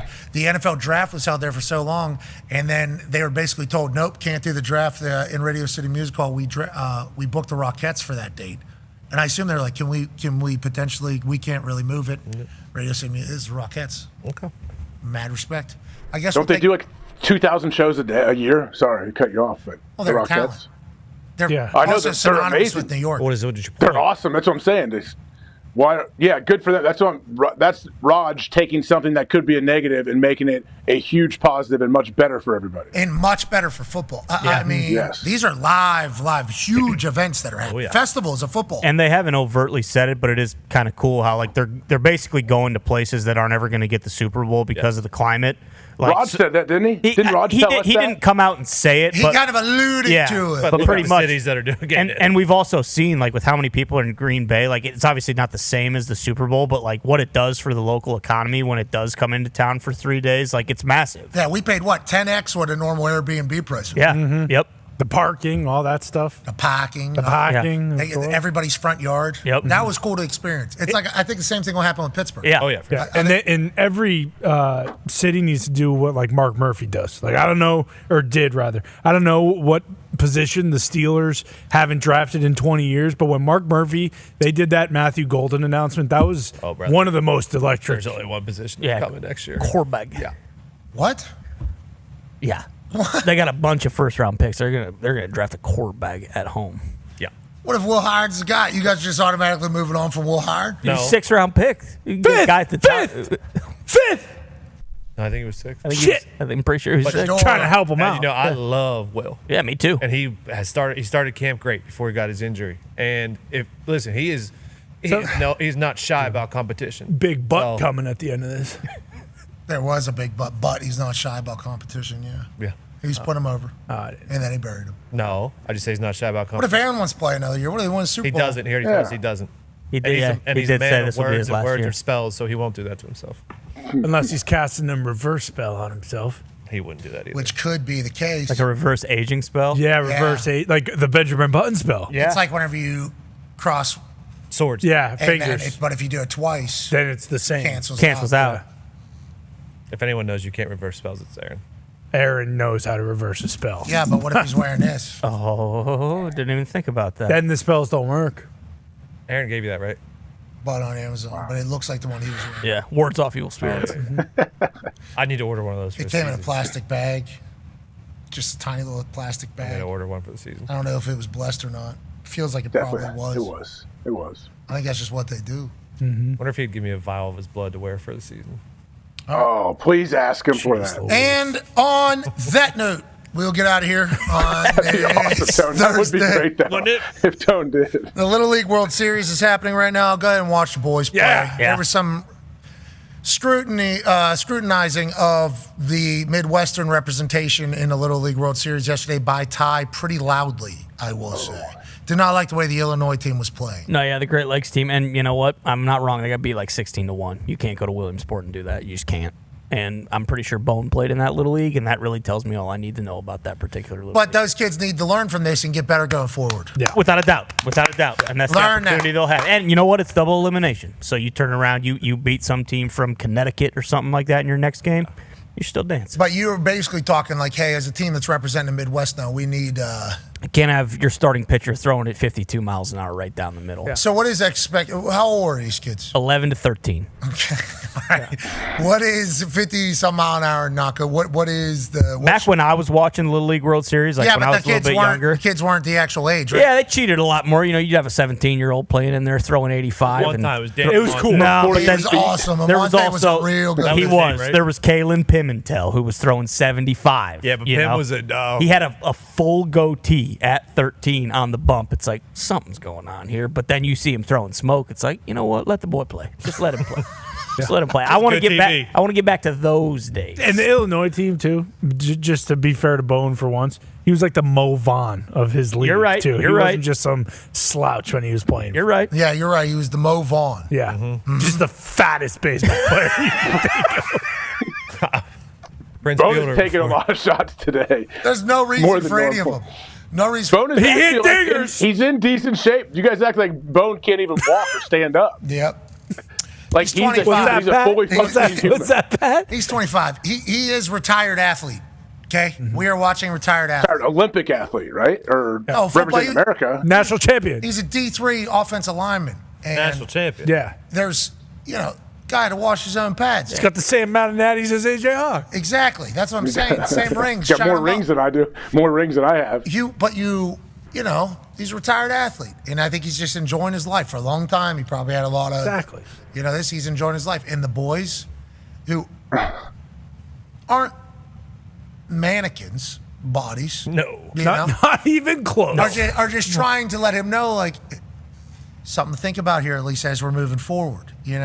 In D-Bone, I think he is a big independent. Oh yeah, I think he's we know that he's a little stubborn, but boy, he is talented. he is. I'm just worried because he cut out Pop, and then we announced the Dr. Pepper as I 6'2" liters. haven't seen his eyes light up like that since I've known him. He did go to the gas station 10:30 at night, send a photo to the group text, getting a 4-liter of Dr. Yes. Pepper. Yeah. What was that? Yeah, yeah. specifically made for him. Yeah, it says like Derek's bottle on the right on the And top. he had retired from Pop just a couple days before this. Yeah, the day of, actually, his fiance bought him McDonald's, which he was steadfast saying, I didn't ask for it. I didn't ask for it. More nuggets? It showed No. up along with 4 large Dr. Peppers. So he says, like, well, she was excited about the Dr. Pepper deal. And I was like, Bone, I'm on to you. I know that's your regular order. I know you're drinking. That's what he actually showed up at the drive-thru, and they used to say, we got it. Yep, we got you, Bone. Don't worry. Yeah. Over break, we found out that he goes to McDonald's every day with 6 80-year-olds and has conversations and as many Big Macs as they can eat. Like the morning coffee guy? Yes. Exactly. Yep. Bone was with them? Yeah.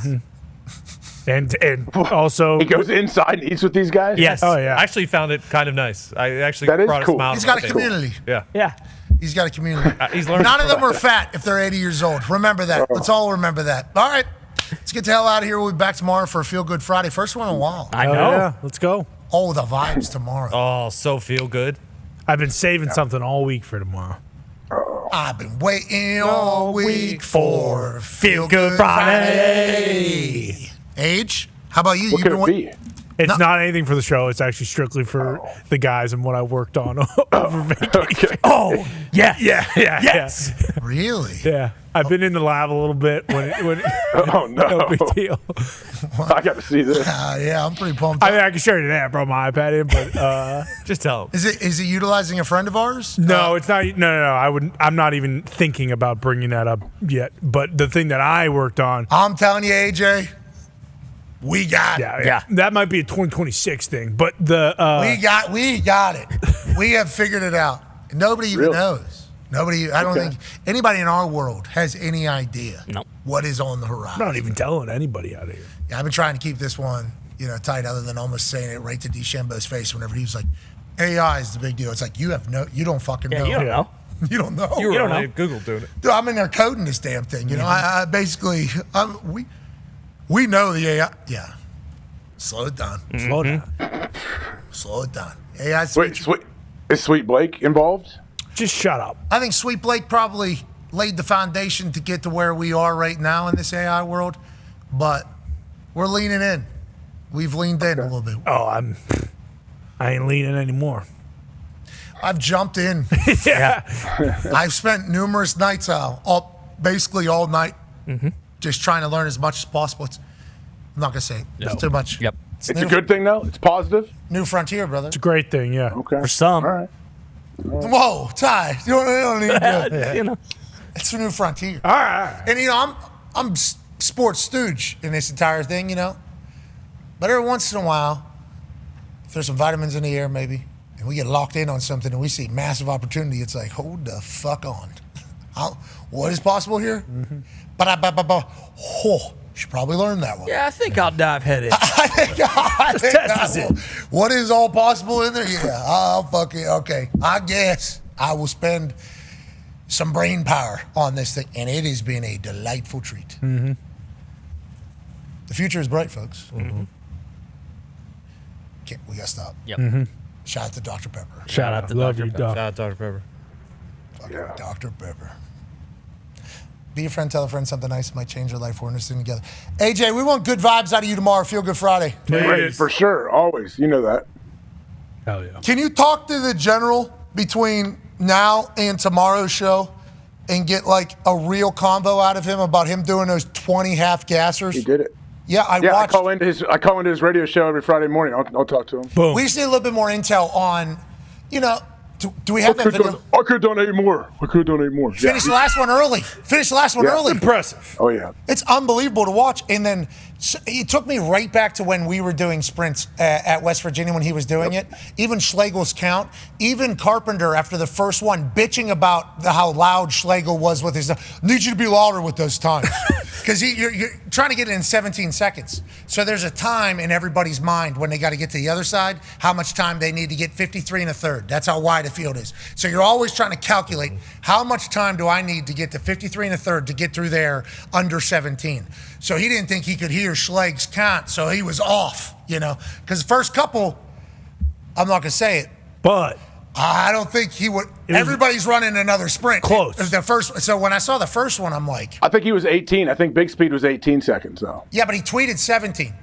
Oh, he did? Okay. Yes. Then, yeah. He tweets. Maybe he's got to do it again tomorrow, then. Boom. There was a couple at the beginning where he couldn't hear the count, where I think he got in like 17, then he crossed. It was like, all I heard was bar was, is that right? Yep.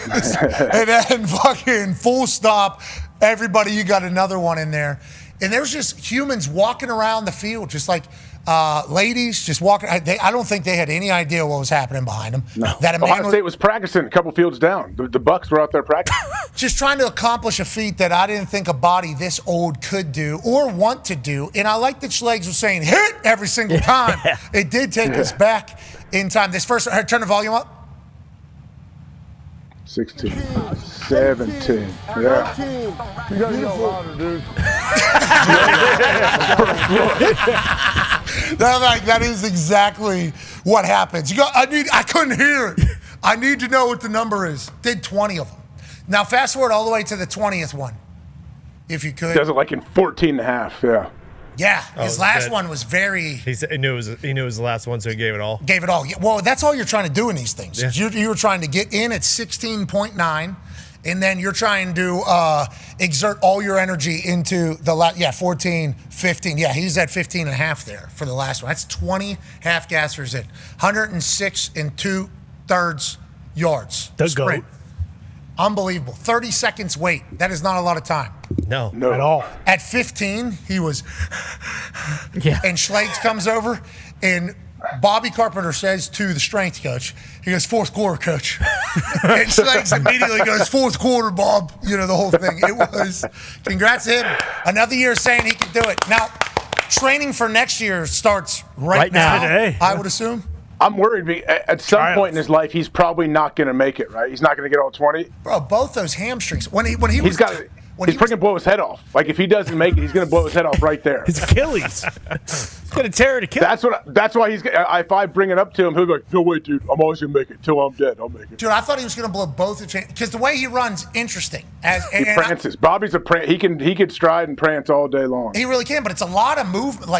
And I'm like, as you get tired, how much do these hamstrings have? And look, I know Bobby, his heart and soul is going to go till he dies. Yes. But I'm wondering, I'm thinking like the hamstrings may be going to at some point. Not at all. Look at him stride. It's full leg extension. At what year? 40 what? 42? 42. Unbelievable. You should do it with him next time, Age. Yeah, nope. Maybe you're the one counting so he can hear it, Bobby had strictly upper body surgeries in his career. He didn't have many lower body. He snapped his leg in half in high school, like his junior year. Nice. So he didn't have many lower leg injuries, except for he snapped the thing in half. I guess he hasn't had knee surgery. Is all I'm saying. Yeah, just no knee surgery. Yeah, because he does look like those knees are nice. Fresh. They are. Oh, yeah.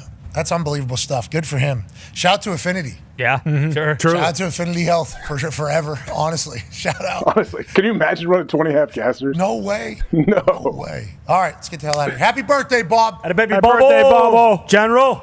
Be a friend, tell a friend something nice. It might change your life. We're in this thing together. Team on me, team on three. 1, 2, 3, team. Goodbye.